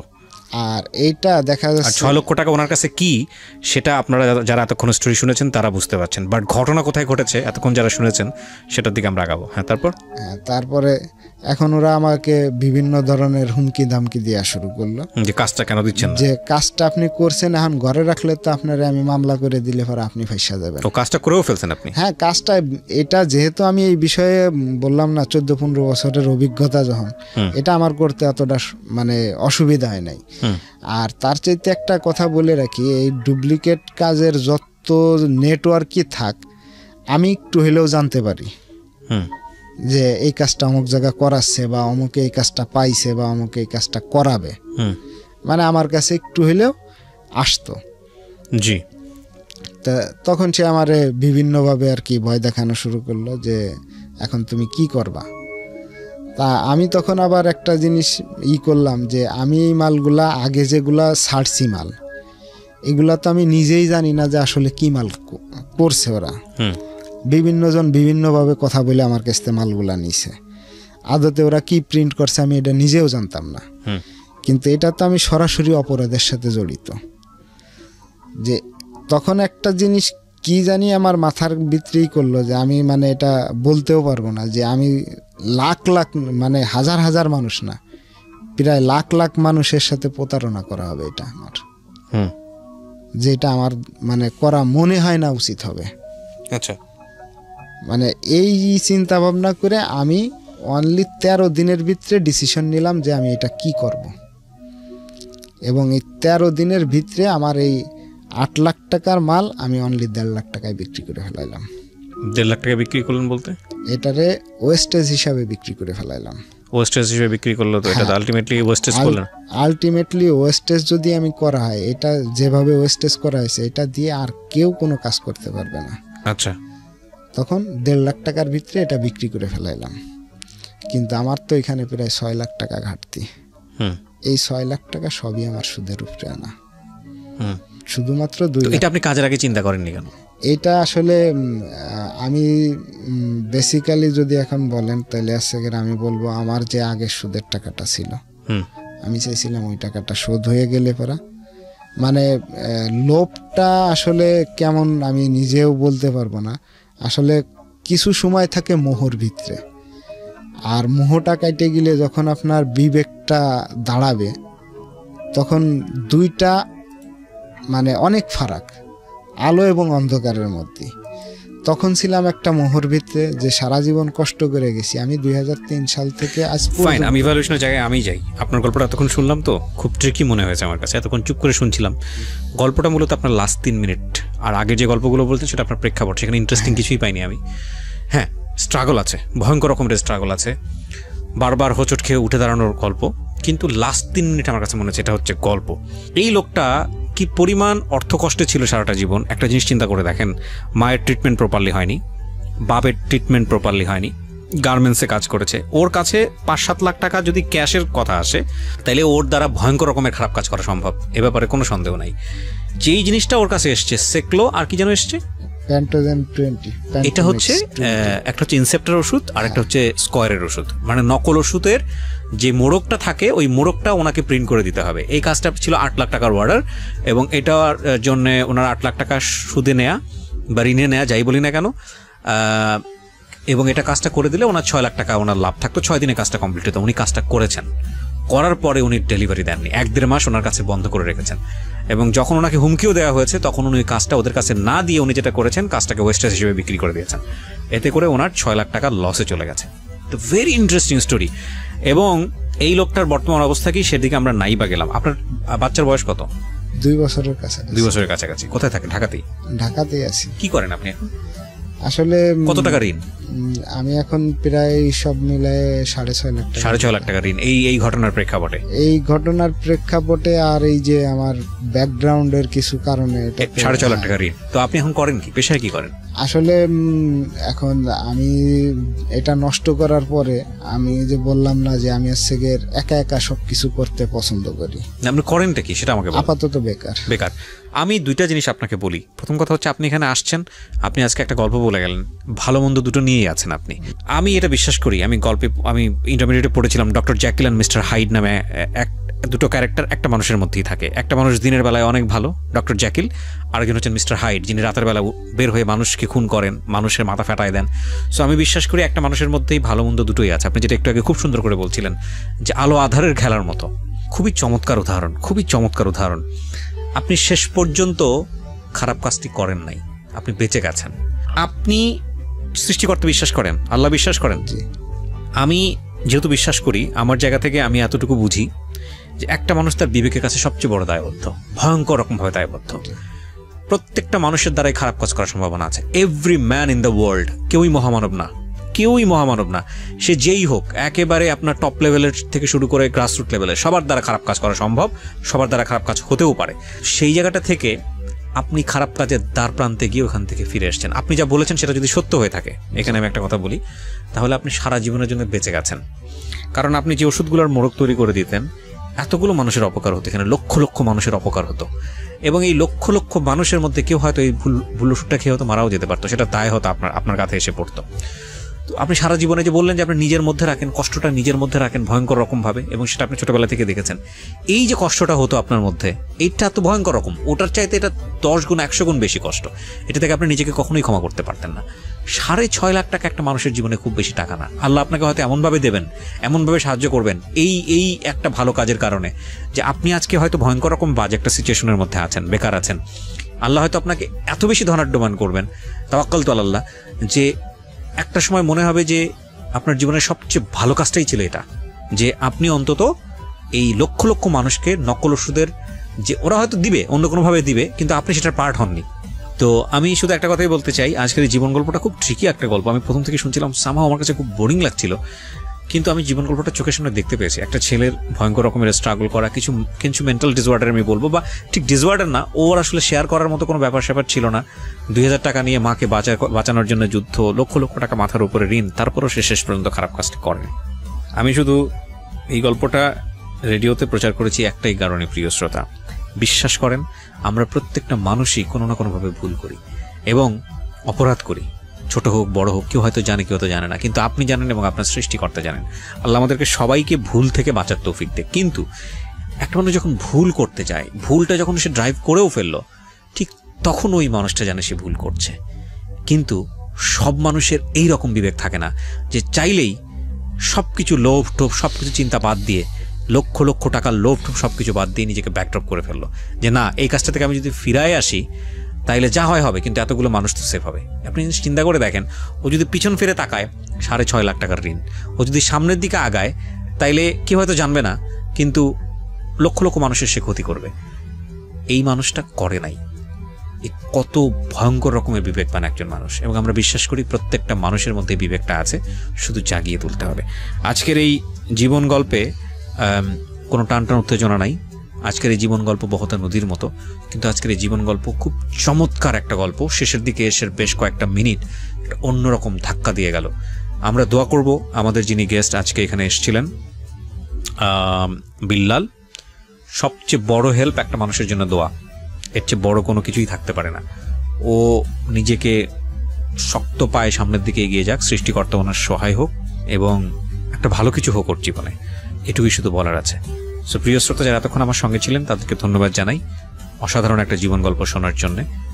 লাস্ট 10 মিনিটস আমার অনেক দিন মনে থাকবে, আপনাদেরও মনে থাকুক। আপনারাও যদি কোনো ভুল করতে যান তাহলে নিজেকে ব্রেক করুন, চোখ নাক মুখ বন্ধ করে ব্রেক করুন, যা ক্ষতি হয় হোক ব্রেক করুন, কারণ সৃষ্টিকর্তা তো দেখছেন।